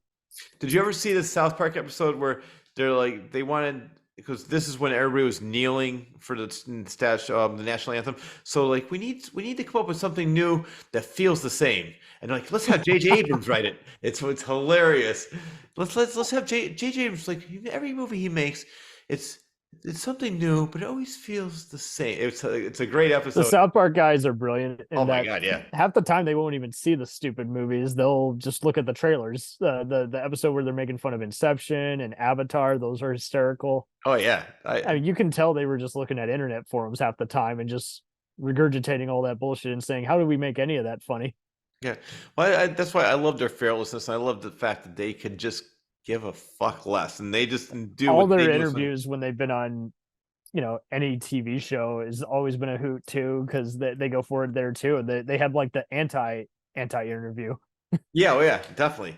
And I think we talked about this. If not, we'll discuss again. We'll talk about it again. Yeah, they because they were getting death threats because they had a joke where Muhammad was Santa Claus. It was so stupid. It was such a There was that. There was the Mecca they Yeah. had. They couldn't legally show that in order for it to air. But here's where I had so much respect for them, where they're like, we don't care if we're getting death threats. We're not going to take this out of the episode. He goes, I don't want you to. He goes, we make fun of everybody. We make fun of every religion. Why can't I make fun of that? And they were so adamant about keeping that in there. They're like, we really don't care about it. I mean, they care about their lives, but they weren't worried about that. They're like, we just make fun of it. And the joke was so non-offensive. Like, so Yeah. Muhammad was Santa Claus. That was the joke. Half the time, people will just jump on a bandwagon blindly without actually knowing what's being spoofed. But the minute, oh, you're questioning my religion, it's like, yeah, I am kind of making fun of your religion because it's fucking stupid. Oh, I know. Well, I say about it, it's like every religion, if you look at it, is crazy. No double standards. Yeah, but when people say, "Oh, that's like Scientology is nuts," oh, and so Christianity isn't. And there's an invisible man in the sky. Yeah, it kind of reminds you whenever you encounter a Stan or a Karen or even a Boomer, and you don't realize that we're talking about you, guy. You just repeated the joke, but it's aimed at you. Well, there's a great documentary called Religulous by Bill Maher. I saw it when it came out on DVD. It was a hoot. Bill Maher's been doing hot takes recently, but back in the day, he was great at doing all the round tables and just the free thinking. Yeah, I still love the show, and for me personally, I like the show because he's the only one that will have people that he disagrees with on, and there is that. That is true. I will give him credit for that. I love the Daily Show. I love all those kinds of. Do you ever listen to the Young Turks? Oh yeah. Yeah. I always love how they'll do the whole "no cookies for you." Yeah, I haven't listened to it in a while. They did it for Cuomo. I think they did it for DeSantis. No cookies for you. Yeah, because sometimes they have stuff on YouTube, but then it used to be on, I think, satellite radio. I used to listen Jang to for president. Who? I'm not trying to get too Jang for president. Jane, what's that? Jang Uger. Wait, what was that? Jang Uger. Who's that? The host of Young Turks. Oh, sorry. I didn't even know the names. Yeah. That's why it threw me off. I thought you were saying Jane for president. I didn't. No. Okay. Jay Uger. Oh, that's pronounce funny. it like a J. Yep. All right. He's running. Oh, he actually is? Yep. All right. Well, I'm going to try and interview him. I'll let you know. Yeah, please. Did you reach out to him already? Yeah, his PR team's been reaching out to all kinds of people for his run. Oh, good. All right. He's on the ballot, I think, in Maine. So let's see what happens. Well, you know what? If you can, you could let him know about me, and then I would love to interview him too. So if he's sure. looking to be on other shows, I would definitely love to have him on the show. Absolutely. Worst comes to worst, even ask me a few questions for me to give to him and all. Yeah. Well, getting back to Killer Joe for a minute. Yes. So sorry, guys. I don't know where. Oh no, I love going down these rabbit holes. That's what makes the show so much fun because I even have a bunny. I love digging. Yeah, no, and I love it too. I mean, I have no idea where we're going, and I don't even care. But it's Killer Joe, man. I had no idea that was going to be the nickname of the main guy. The scene where he goes into his locker just to get his gun, and he just looks at everybody like, "You have no idea who I am, what I'm about to do." Oh yeah. Anyone else would have probably hammed that up or just designed a very bland station. I just love how you just are. McConaughey is just, again, the camera just loves him. He is very transparent. You just see it as like, I am in it to win it. I'm going to get this fucking money. I'm going to rip this kid off. I do not care. They can use any Fred against me. I do not give a fuck. I am a detective. I'm all about appearances. I love how he is so respected, and when Emile Hirsch is coming up to the station, no one even bats an eye. You're like, yeah, Joe's going to take care of it. Yeah. And I love it. He's just like, I should know his name, but yeah, I love how Hirsch is like, you got to call it off. And Joe doesn't even bat an eye. He's like, get in the car. Get in the car. Get in the car. Get in the car. Yeah. It sort of like was when I saw George Clooney in From Dusk Till Dawn. I said, this guy. Absolutely. Oh my God. All the roles that he plays against type, the American, even Solaris is like, whoa. Yeah. That's George Clooney? And it's similar to me, kind of, the same thing. Like, this wasn't the first time he's done a different role from his normal character, but you see him in the rom-coms, you see him playing the drug like even the Alexander Payne movie, what is it, The Commitments or whatever? Not The Commitments. Well, whatever. The one where he's the widower is like that was a good role for him. Yeah. Is like how And I does can't George think of it. Clooney? Yeah, it was a good movie. A lot of people thought it was overrated, but I really related to it a lot. I just thought it was interesting how it's like, how do you show a miserable side of a likable actor? Yeah. No, and I think that I brought And up how that does he because make that human and rewarding to the? I mean, I'm that way with Harrison Ford and Presumed Innocent. How do oh you yeah, it was a make a great likable movie. guy Yeah. be a womanizing, attorney who Yeah.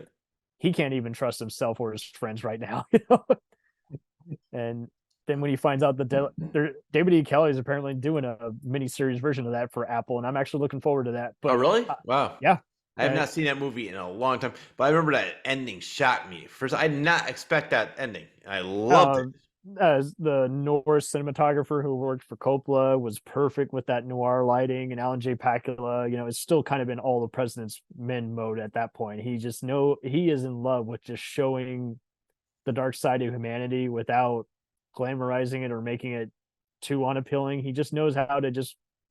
I mean, everyone else does kind of a voyeuristic approach. He kind of does the whole curiosity killed the cat kind of method. I'm Yeah. peeping through the peephole and just wondering, oh shit, I gotta look away. I just looked. Mhm. Uh, yeah, no, Friedkin's angles are so well shot here. It's so hard to fucking describe without actually seeing the movie. But they need to teach this in film school. But they need to give warning for everybody. Is like just have them sign a paper. You will stay in class for the duration of this. You will not walk out. If you get offended. Yeah. Well, this is what's sad about this because I think not enough people saw this movie. I think that it was such a great movie, so underrated, and like you just said, it should be. It's weird, isn't it? Yeah. Well, People will go and see something like Drive and see where Ryan Gosling kills people, yeah.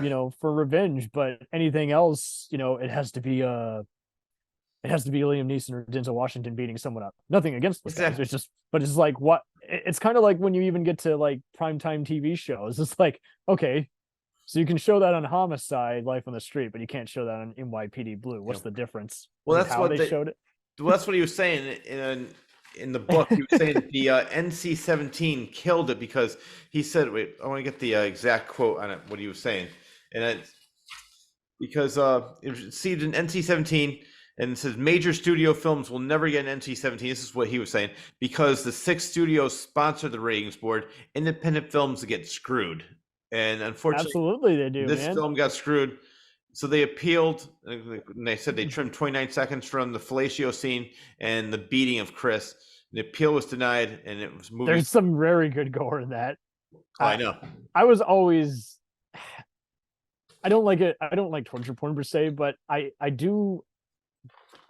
I always know a movie has struck my personal chord when there's great Foley, there's great choreography, and the violence just feels realistic. So that's how I am with anything. When I see Terry Crews, decapitate someone via shotgun in The Expendables versus when I see something as, cartoonish in Tarantino versus when I see something in a, war movie like Platoon or Saving Private Ryan. When I feel it, when the sound mixing and the staging and the practical effects just come together is like, and you feel every ounce of that.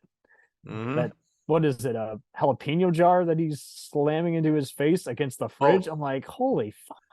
I know. I forgot about that. Yeah, I am feeling every inch of that, just like I am whenever I see like Russell Crowe, pistol whip someone. It's that kind of.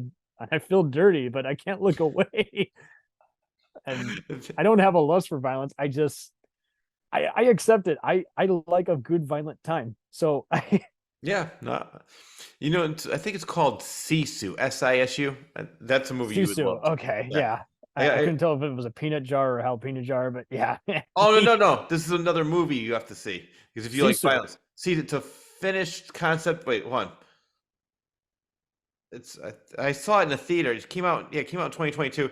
SISU, and during the last days of World War II. Yeah. The John Wick meets Indiana Jones. Yeah. Yeah. To me, it was better than both of them. Like because there's only one line of dialogue in the movie. And it's at the very, very end. I Yeah. loved it.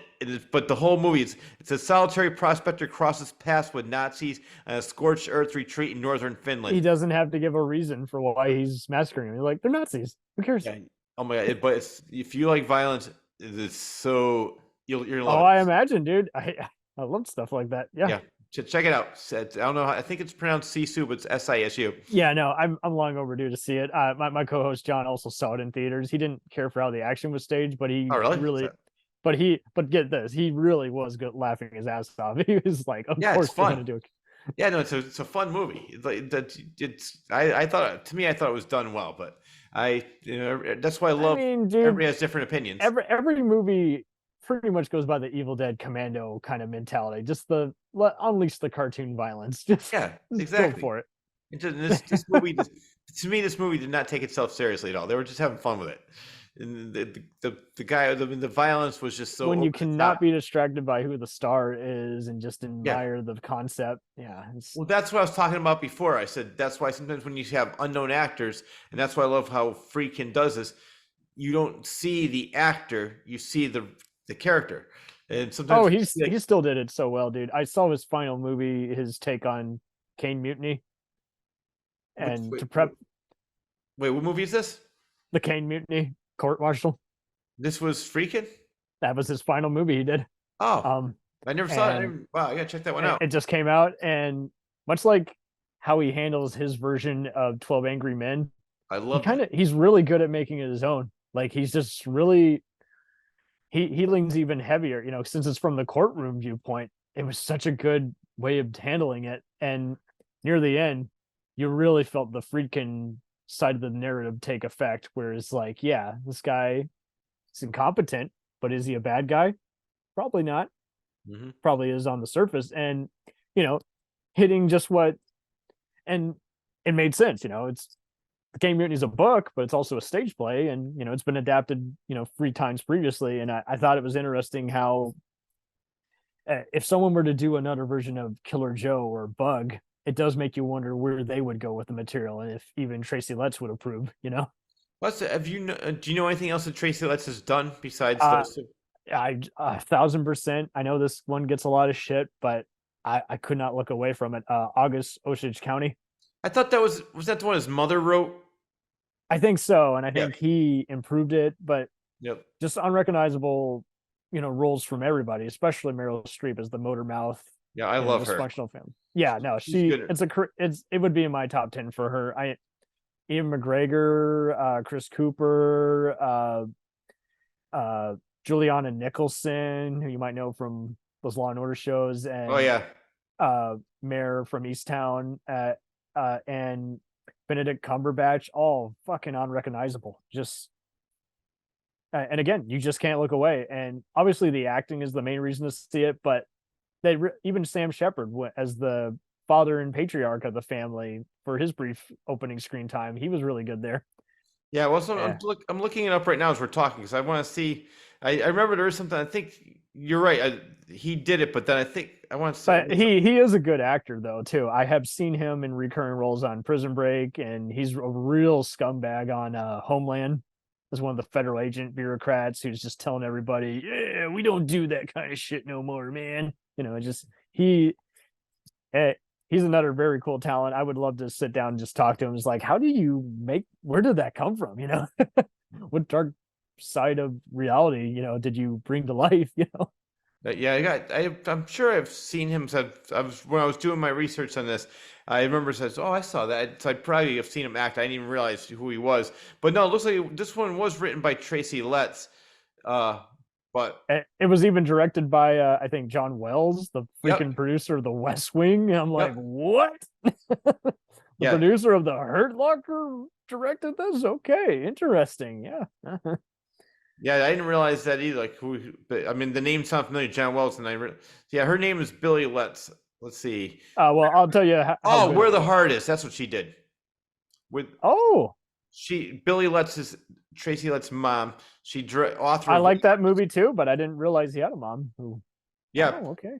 That's why when I was doing my research, because I wanted to find out. So I have not seen the county movie, but I've heard of it, but now I'm really intrigued to see it. Speaking with you and knowing who Well, wrote and it. don't get me wrong, dysfunctional family movies are very hard to make. I get it. It's a lot to take in. Why do you think Killer Joe works so well, other than just the performances are very dialed in, and every character feels like you could watch a whole movie about them alone? Oh yeah, and well, that's what I was going to bring up earlier. It was so sad. Similar to Sorcerer, not a lot of people saw it. It was an No one 8.3 saw million it. budget. Yeah, They always go back to his first two ones, The Boys, and even some people see the obscure movies he's done, like The Boys in the Band, and I'm like, but those were years ago. Yeah, I feel like it cost $8.3 million to make. Domestically, it only did 1,987,000. Oh my word! Yep. International was 2,645,000. Worldwide, it made $4,633,688. So close. I know, but it's sad because, like you said, this is a perfect movie for a film class, and say, you know this what, you is a got to top watch 10 this. role I for want you to everybody write. here. Yeah, it's because it's a great character study. It's very realistic, and it's just unfortunately, it's not a big budget film, or it's not in a big studio, so people just overlook it, which ridiculous. Is really sad. Yeah. On the How Not to Make a Movie podcast, which is run by the two head writers of Tales from the Crypt, they did a proper cool send off of Billy Friedkin. And they talked about it. They talked about how they first got him to join the show. Joel Silver's like, no, you don't want to bring him in. He's trouble. He's trouble out here. And the producer Gil Adler, who's one of the head writers, he sits Billy Friedkin down and he's like, I want you for this, but I don't want no trouble. And Billy Friedkin, grabs him by, he's like, do you know who I am? Do you know who the fuck you're talking to? I've seen several interviews with this guy. He is intense. He is unhinged. He is. I think he really did have some psychological damage done to him, because he's just he's always just trying to not choke someone out and not choke up mentally. It's just like you're saying no to the producers, you're telling the actors you fucking behave, Yeah. You're yelling, action now. Let's go. I'm sure everyone hated working with him, but they respected him at the end of the day. He's just that kind of cool cat who you cannot replicate. That you cannot. I don't care if he bullied someone. He is a fucking cool guy. I doubt he did, but if he harmed someone, I'm sorry, but for the greater good, as a filmmaking tycoon, he didn't molest anyone. He didn't kill anyone. He's a pretty cool guy, I think. Yeah. And I think, as we mentioned before, he had a way, maybe isn't PC, but he brought the best out of his actors. However he did it, it wasn't the norm, but it was unconventional. In all fairness, he probably shat himself on every film he ever made, because he just didn't know how he was going to get it done in time with a changing studio. I mean, to go through 5 decades of different studio rules, that alone is very electrifying, very riveting, and very scary. Oh yeah, no, he talks about that in the book, and there was a lot of fear for him, and just if he was never going to work again. That's why, and I never realized this, but he directed a lot of operas. They asked him to do it, and he said thought he was going to finish his career, but that's when Tracy Letts reached out to him and said, I love what you do with Bug. Let's do this with Killer Joe, and I'm so glad he did. So a way better send off compared to so many other guys who are having to, again, do mercenary jobs, do movies they don't want to do, or do episodes of generic, TV fluff, Yeah. Because you look at Joe Dante and he's like, I'm doing stupid TV shows just to pay the bills so I can do the movie I want to do. Mm-hmm. Ethan Hawke and John Cusack, I'm sure I told you the story. They had said the same thing. They do 2 movies they don't want to do in order to do 2 movies they do want to do per year. Well, that's why, like, when Johnny Depp was at the height of his career, he would do some low, big budget movies, but then he'd do these low independent movies. I loved it, and he was so good at it. Yeah, say what you want about him. He's a bastard as a person, but he was a really happening actor. And just if you want to just look at just anything from his deleted scenes of Platoon to The Ninth Gate to Nick of Time to Crybaby and all that, just good actor. They said, even going back to 21 Jump Street, there you go. Yeah, you could see that he had some. You know who was really good too? His daughter. I've seen. It was a weird movie, but it was called Wolf. It was about these people who think they're animals, but it's a weird movie, and the movie really wasn't that great, but his daughter is great. And there's another movie that she did with, oh my God, I think it was actually with your favorite Tom Hardy, but let me see which one. And Gary Oldman's in it. But she plays a heroin addict in it, and it was so good. You could tell she's gonna be a great. Oh, was that one bank robbery movie by John Hillcoat? I'll tell you this, I'm pretty sure you're right. Let me just look it up really quick because it was one of the more recent ones. I'm looking for the filmography. Let's see. Career. Oh, Child 44. I don't think. No, wait, hold on. Oh, yeah, of course, when I'm trying to find something, I can't. But what do you know what her name is? Lily Rose. Lily Rose, yeah, Lily Rose Depp. Let's see. I'll tell you a second. Oh, Lily... Tinker. Nope. Nope. That wasn't it. No. It came out right around COVID time. Crisis. That's the one with Armie Hammer. Yes, Crisis. That movie. That's when I said, "Wow, she's gonna be a really good." She already is a great actress, but she's gonna be even better. Because the first movie I ever saw her in was Yoga Hosers, because she's friends with Johnny Depp and Kevin Smith. I don't know if they still are, but they were next door neighbors, and their daughters were friends. So they did a movie for the daughters. And I'm like, well, she like I saw this, she's pretty good. And then when I saw Crisis and I saw The Wolf, I said, wow, she's going to be just like her dad, very versatile, and she could play different roles. Here's hoping, man, because I hate how everyone still goes by the whole "you're only as good as your last movie." I'm like, well, you're gonna make a dud eventually, so exactly, and that's why. Look at the 50 Shades of Grey actors. Everyone thought, oh, they're only gonna make awful, sexy thrillers the rest of their life. It's like, no, that's just how they got in the door. That's not what they're doing anymore. They've improved. That's why I think sometimes it's better to be just a character actor. Get the bad movie out first, and then. Well, no, but if you're a character actor, if you mean great in a movie, the movie bombs, you're not responsible for a bomb. Yeah, much like makeup and stunts, you don't have to worry about whether it's good.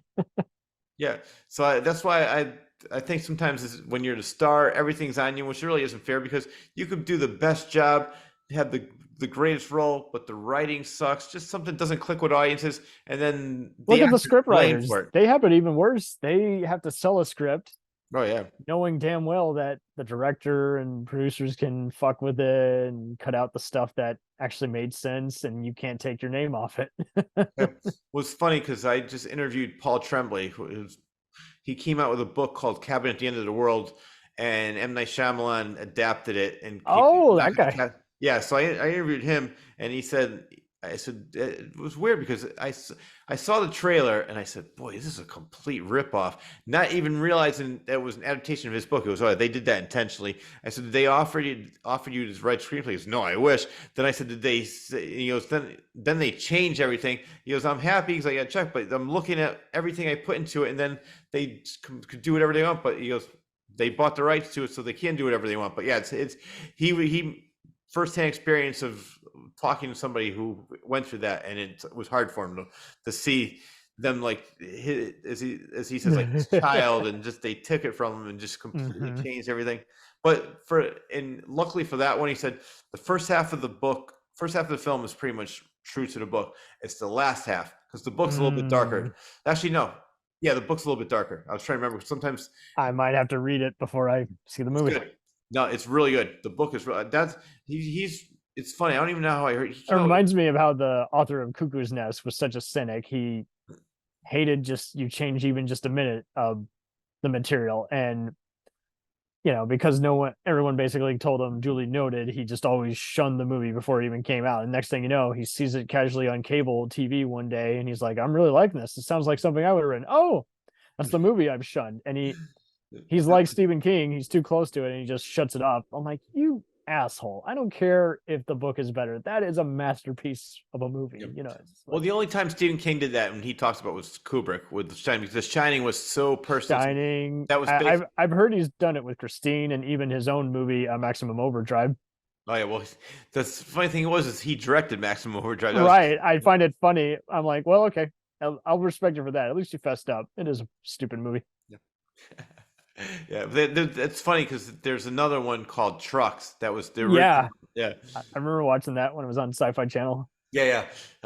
But now Stephen King definitely is mellowed out over the years. Like The Shining was so close to him because I saw him speak at the a place in Connecticut, and Oh, really? he was talking about this. Kubrick put it was so funny. He was making a joke.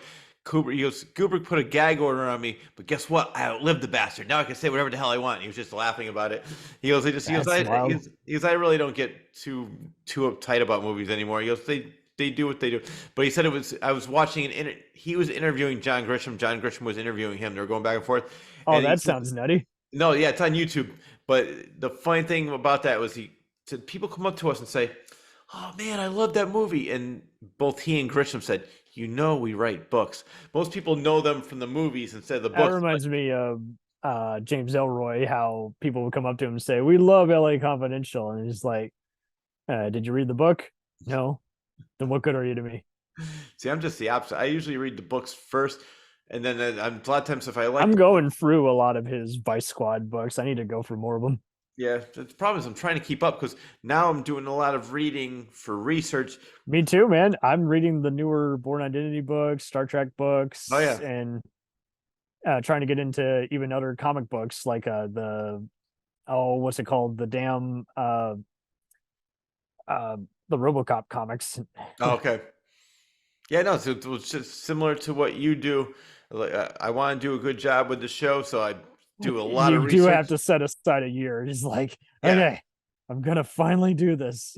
And I want to read for entertainment, but I also need to read for research. And it's like right now, it's funny. What I do is I'll be reading a book, but then I'll get an audio book. But as soon as I'm like, I'll drive somewhere, say drive to work. As soon as I get to work, I write down all these notes so I don't forget it, and then I go back home, transcribe it to my book, get it ready. Then in the same way, on the way home from work, as soon as I get home from work, I'll write down everything I just listened to.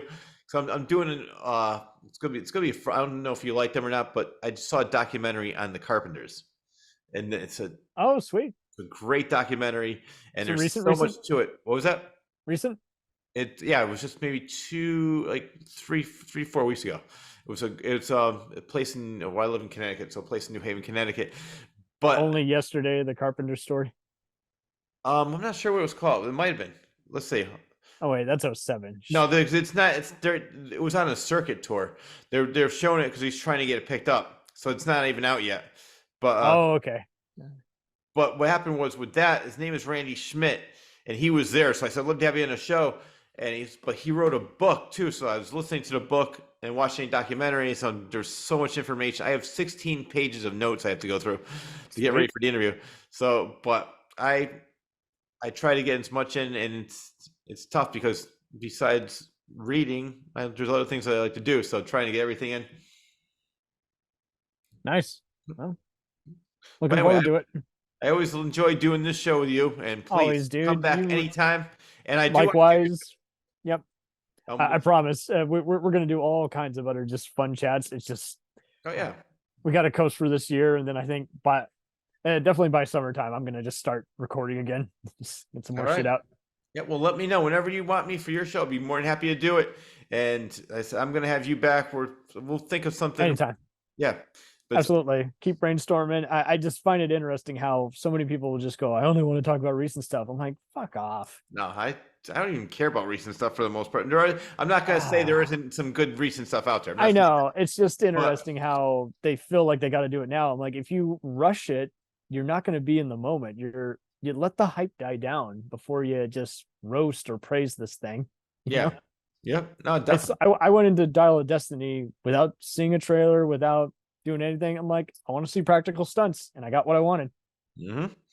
No, I love it. And just it's similar to when I saw Parasite for the first time. I there you had go. no idea what I Okay. said. What the hell? And I said, I gotta check this out. And I ended up seeing it 3 times in a week. Oh, interesting. I Nice. love that movie.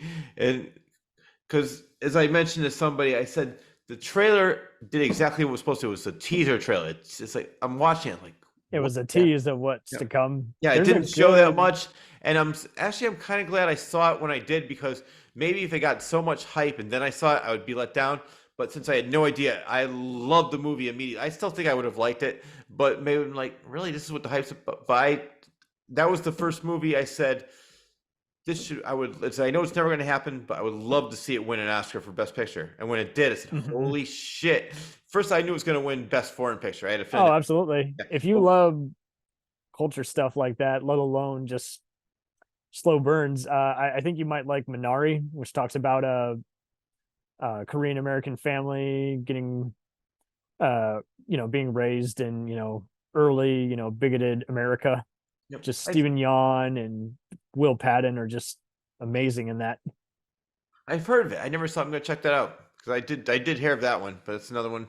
Have to add it to the list. Besides all these books I need to read, there's a whole list of movies I'll be checking out. Oh, no, trust me. My DVR is already full again. I'm like, God damn it. I just got it, shuffled. That's funny.